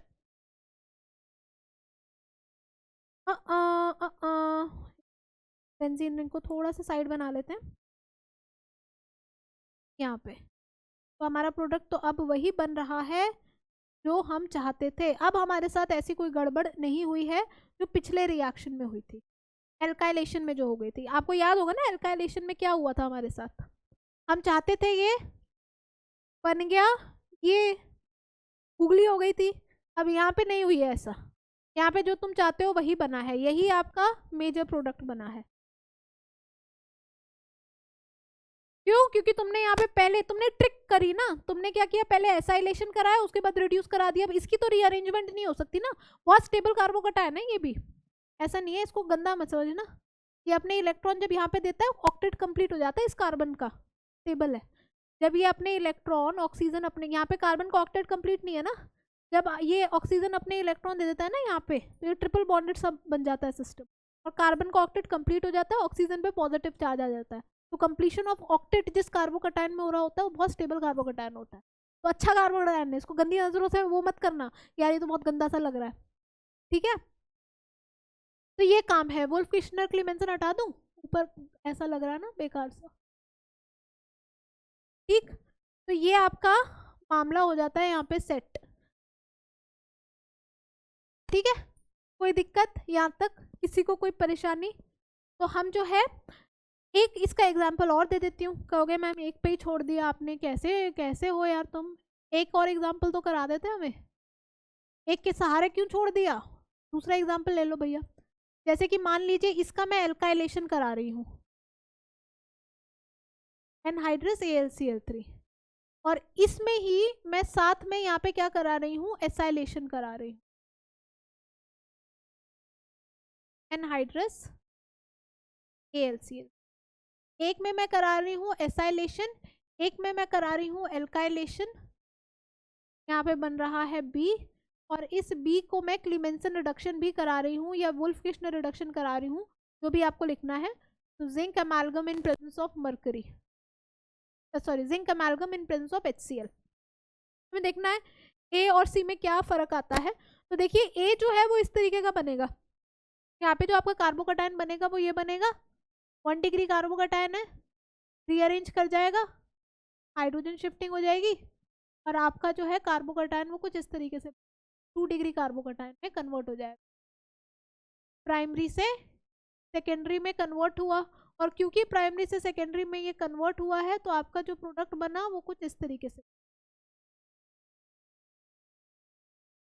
अरे भाई ये प्रोडक्ट बने,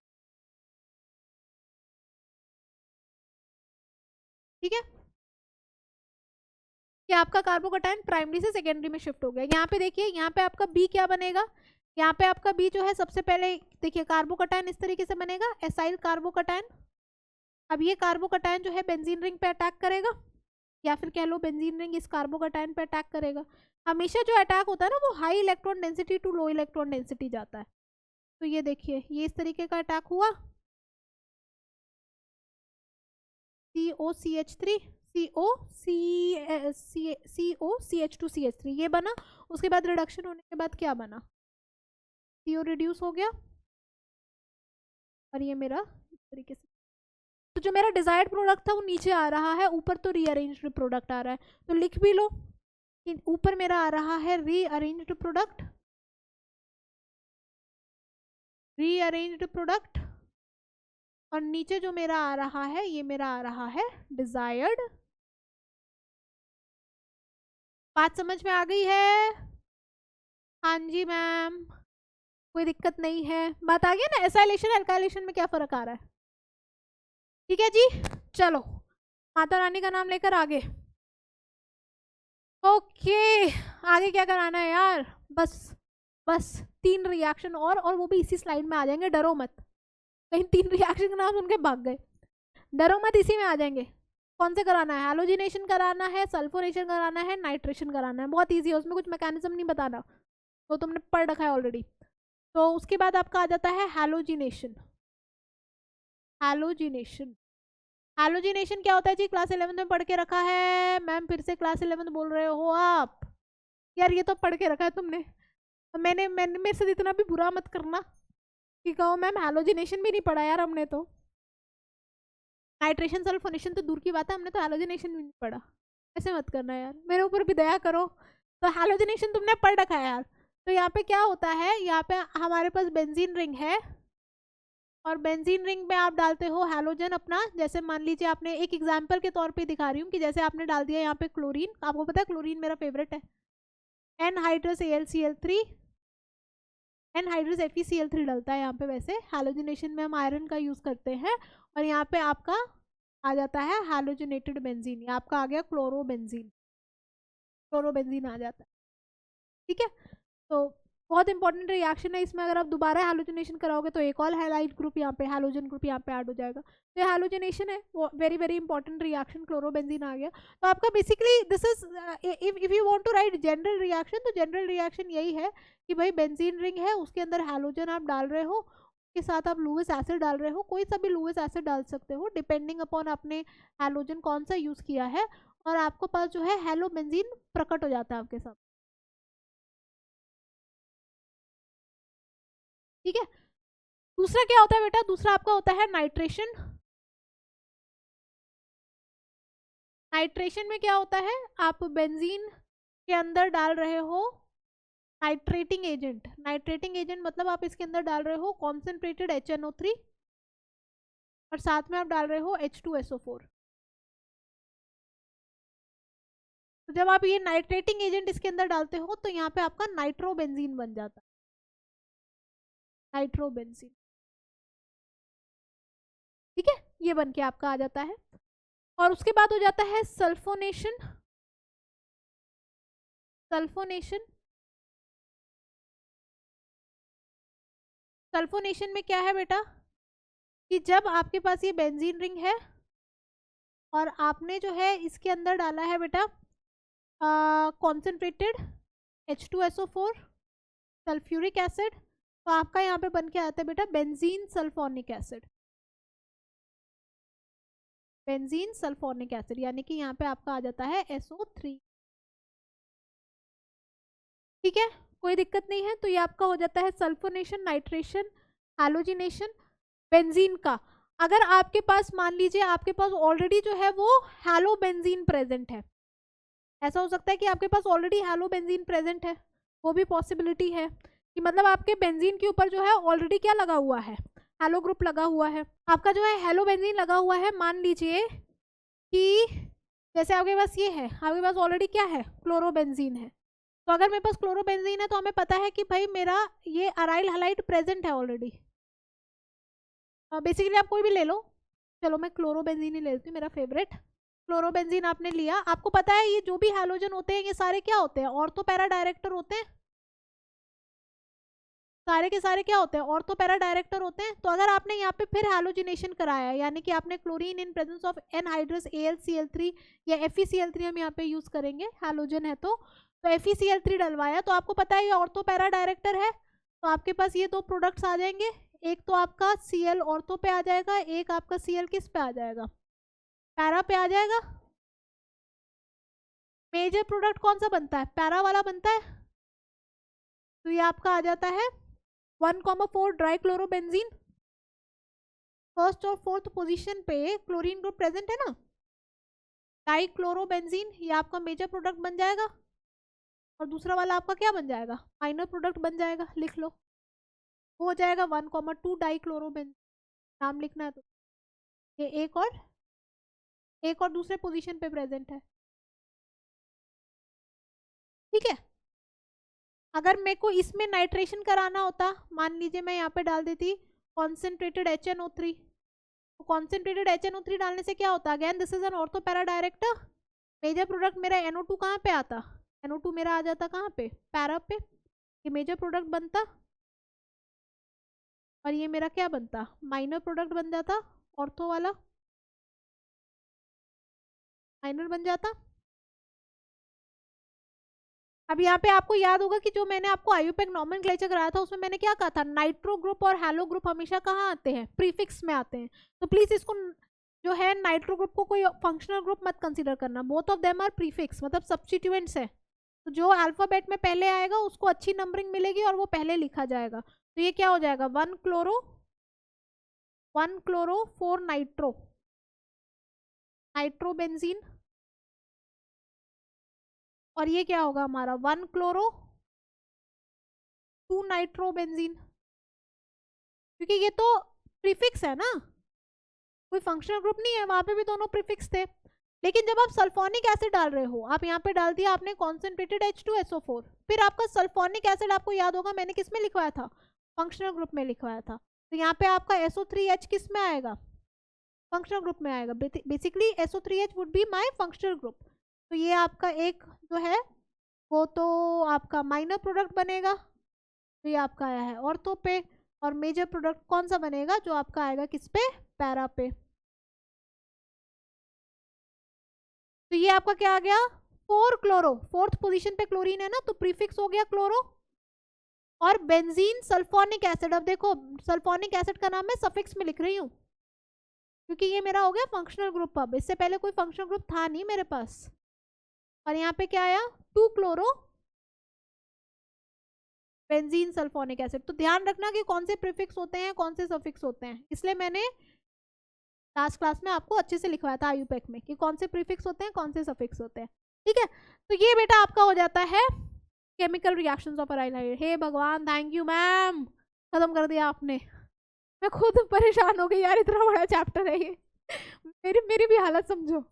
चलो ठीक है, तो यहाँ तक तुम्हारा हो गया है। अब इसके बाद बेटा तुम्हारा बचा है यूजेस। नेक्स्ट क्लास में हम सबसे पहले होमवर्क डिस्कस करेंगे, फिर हम यूजेस करेंगे, और फिर छोटी सी प्यारी सी फिजिकल प्रॉपर्टीज, ज़्यादा नहीं है, बहुत थोड़ा सा है। तो मिलते हैं नेक्स्ट लेक्चर में। ये लेक्चर बड़ा हुआ होगा, प्लीज़ मुझे मत बोलना कमेंट में मैम लेंदी लेंदी लेंदी, मैं क्या करूँ, ये बड़ा ही था। चलो ठीक है यार, bye bye, take care, good night.